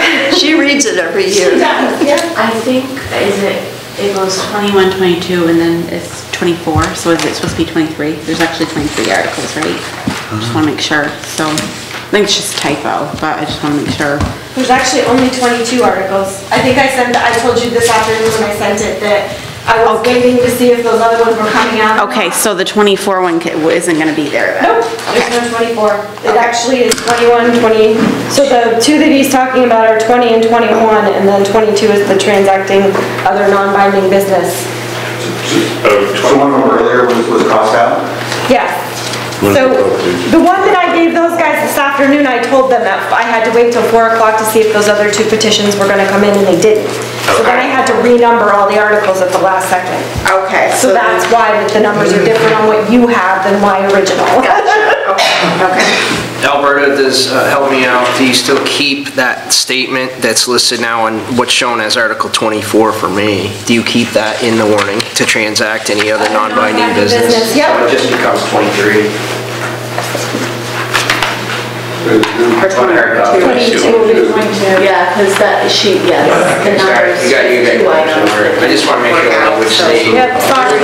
No worries. That's why, yeah. The timing issue, I got it. Yeah, because we kind of get the package done, we had to wait till 4. Right. So, exactly. So I had to go in at 4 and renumber everything and then. Yeah, that's not a big deal. In which case, I spelled Lucian's name wrong, so I had to run downstairs and get it corrected before you can sign it anyway, so. Okay. Wait, so I'm still confused. So so what we're seeing is Article 24 will be 23? Article 24 that you're seeing is 22. It's just a numbering thing, folks. Yeah. So just about numbering, so all the Just stuff about we see numbering, is- yes. But the words are all gonna stay, the numbers are gonna stay. Sounds good. Great. okay, any more discussion?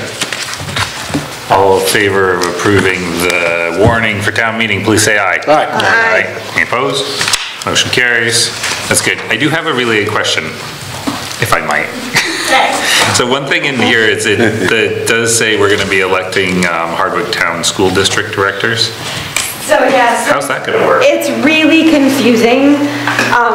So what we're going to be doing is we are going to be filling the 3 seats that are currently their board to fill out until June when they change over to be the new board. And then they'll, election? well, yes, because the plan was that they were gonna have that original meeting in early January, so that hopefully we would be able to nominate both boards for town meeting, and that didn't happen. So now it's just filling the seats that already existed on the current board for just Hardwick Town School District. Once that other meeting happens, then we'll have to hold another, unless they decide to vote from the floor, have to hold another small election to elect officers for the new board that will start in July. Okay, thank you. Yeah, it's a little bit confusing still. I'm not even 100% sure how they're gonna handle all that, but all of that will be determined based on how things are voted at the meeting on February 19th. That's gonna be kind of like their organizational meeting for that new board, so. Okay. So potentially they could bring up and vote it from the floor, Yes, which would be efficient. yes. Okay, Yep, their board members can be voted from the floor. okay, all right. So, anything else? Not on the warning. Not on the warning. The next thing we have you down for is liquor license. So did we vote on that? Which? The warning? Yeah. Oh, okay. Wake up. I took a little nap. So we have you down for some liquor licenses as item number 9, or? Yes. Yes. It's because we had post-vote discussion. Oh, That's sorry. what threw me That off. did, yes. Well, I figured it wasn't actually part of the warning. Anyway. So, go ahead, take it. No. No. Unrelated, so Sherry, you're running? Lucian, you're running? One of you guys must be up. Eric's You? up. You're running. Alberta may have, I'm a little behind. I did contact Alberta and asked her when I need to get signatures in. She said today. The 28th. No, she said I The have, 28th is when you have. She said lots of time. For offices. All right, just let the public know that. Yes. other people are welcome to run. Yes. Yeah, it's still open. Encouraged. Encouraged. Anyway, sorry. Always 2 one-year seats, 1 3-year seat. Always, yep. Yep. That's the way it rolls. Isn't Wiz 2? Isn't one year 2? Isn't one seat 2? 2, No. 3? All 3? 2 ones and 3 threes. 2 1. Yes. Yep. Yep. So who's up next year? Wiz? No, Yeah. I ran last year. Oh, that would be you, So this- Danny. You're up next. So you're up next. couldn't have, I just got on last year. No. Is it 3 ones and 2 Again? threes? Yes. Time flies. Wow. Go back to your nap. Moving on. Okay, what do we have for liquor licenses? We've got 2 tonight. The first one is a first-class liquor license for the American Legion. And there's actually 2 licenses you're gonna sign because one is for their indoor consumption and then one is for the once a year outside consumption permit that they ask for to do their outdoor party. Okay. So if you approve that one, then you'll be signing 2 licenses for them. Okay, Or we'll 2 do them all applications this for them. late if you read them all to us. Okay, and then the second one is it's a second-class license for M&M Beverage. Okay. And those are the 2 we have for Oh, today. that's it? Yep, so far so We good. approve those 2 liquor licenses. Are there any problems with either of these? Nothing has been reported to us. Get a Aaron? second first, Dana. Second. Good to go. Good to go? Yeah. Okay. I agree. Second. Okay, so Wiz seconded that, Danny's motion. Okay, so all's good, we're all agreed. So all in favor of approving the liquor licenses, please say aye. Aye. Any opposed? Motion carries. Okay. Good. I'm gonna write down Lucian's name. Oh, and then we're gonna I will sign, but bring we can sign everything- those. Well, I'll bring everything for you to sign all at one time. Okay, all right. Sounds good. We'll keep going through the other stuff here. Select board reports. Did we have a 9? That was it, liquor license. Oh, That was liquor 9. license. I'm not sure if this is a select board 8.5. report or not, but there's new information from the ARC of what's accepted. They've added some things like pellet bags and stuff like that. So I'm gonna post a nice, pretty new sign of everything that's available in their new hours. I guess on the board outside of the town manager's office, if people wanna Yeah. know, With or the they town can person? contact me. Well, there's nothing up there. There's a bulletin board outside Yeah, Sean's yeah, office. yeah. So, yeah. Good. So I'm doing that as a solid waste district Right. rep for For us. Hardwick. Did you get your check? I did. First time ever. It was cool. I wanted to make sure that happened. So then I spent some ink. Nice. Yeah. All right, any other select board reports? New business. Old business. I have one. Do you have heat in the town garage? Oh, God, yes. Hot in there. Well, we got it set for 55, but yes. Is it actually 55? Oh, yeah? They'll be there tomorrow, just to let you know. Oh, okay, cool. So the heaters are gonna work well. Oh, yeah. Oh, God, yes.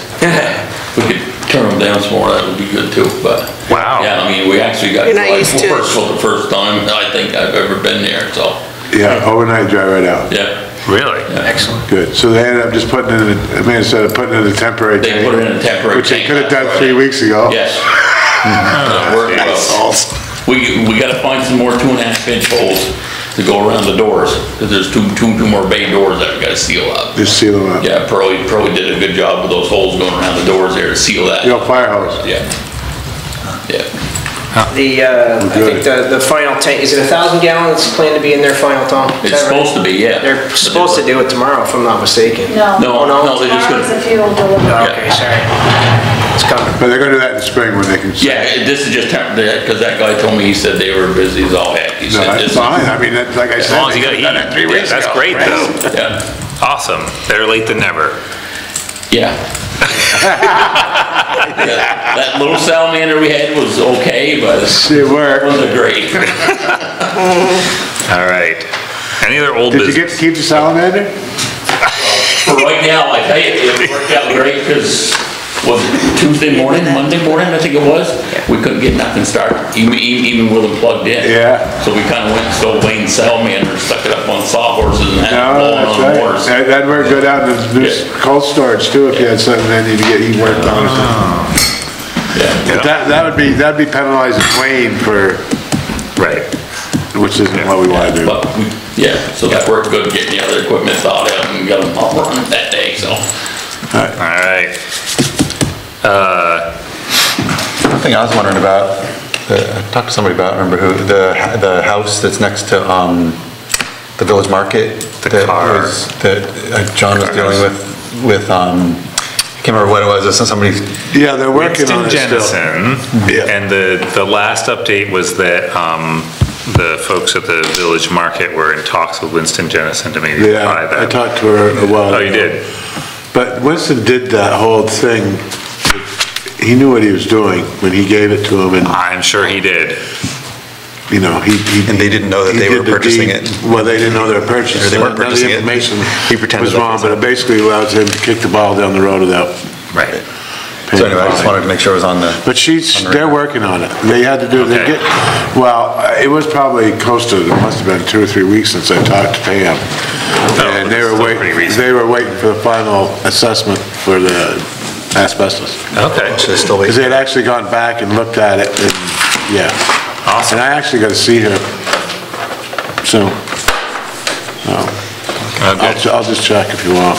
Yeah. But, you know, they're very interested in doing it but they weren't interested for $60,000. No. They would be interested for, you Less. know, less, considerably less. Good. Because it's still gonna be a substantial cost to deal with the house. Yeah. That was just an asbestos abatement. She's back. Hubbard is back. Well, We got that's signs? it. She said- Yeah, we're ready to go. They don't wanna, you know, they're willing to do it, but, because they did the exact same thing at their store down in Barry. Oh, really? It's the exact same thing. Somebody dumped a falling down house on them? Yep, and then they got a bit of a parking lot. So they've been through the process with the state. Oh, okay. Yeah. Wow, well, that's lucky in a way No, for us and that they... they really would like it. Oh, this is my petition thing? Thank you. It's a lot of sheets. That'd be great if you free up parking. Oh, my goodness, that, Yeah, it would. yeah, it'd be great for me to have passing over there. I'll have to go down back now, it sucks. Oh, through a narrow alley. Down the hill. Yeah. More driveways. I must put something in my purse. What? Is this the 2-bagger or the 1-bagger? Oh, this is the That's the warning. warning. It's everybody on the nation. Yeah. So there are 2 here. There's 1 here. Did I'll you tell you what, it did cool off in this No. building, in this room though. Because we're just still signing. All right. Is that right? Yeah, that's Nope, right. you gotta get down here. All right, so we're just signing, but otherwise we're good, right? I'm good. Adjourn. Thank you. If you're good, I'm good. Oh, okay.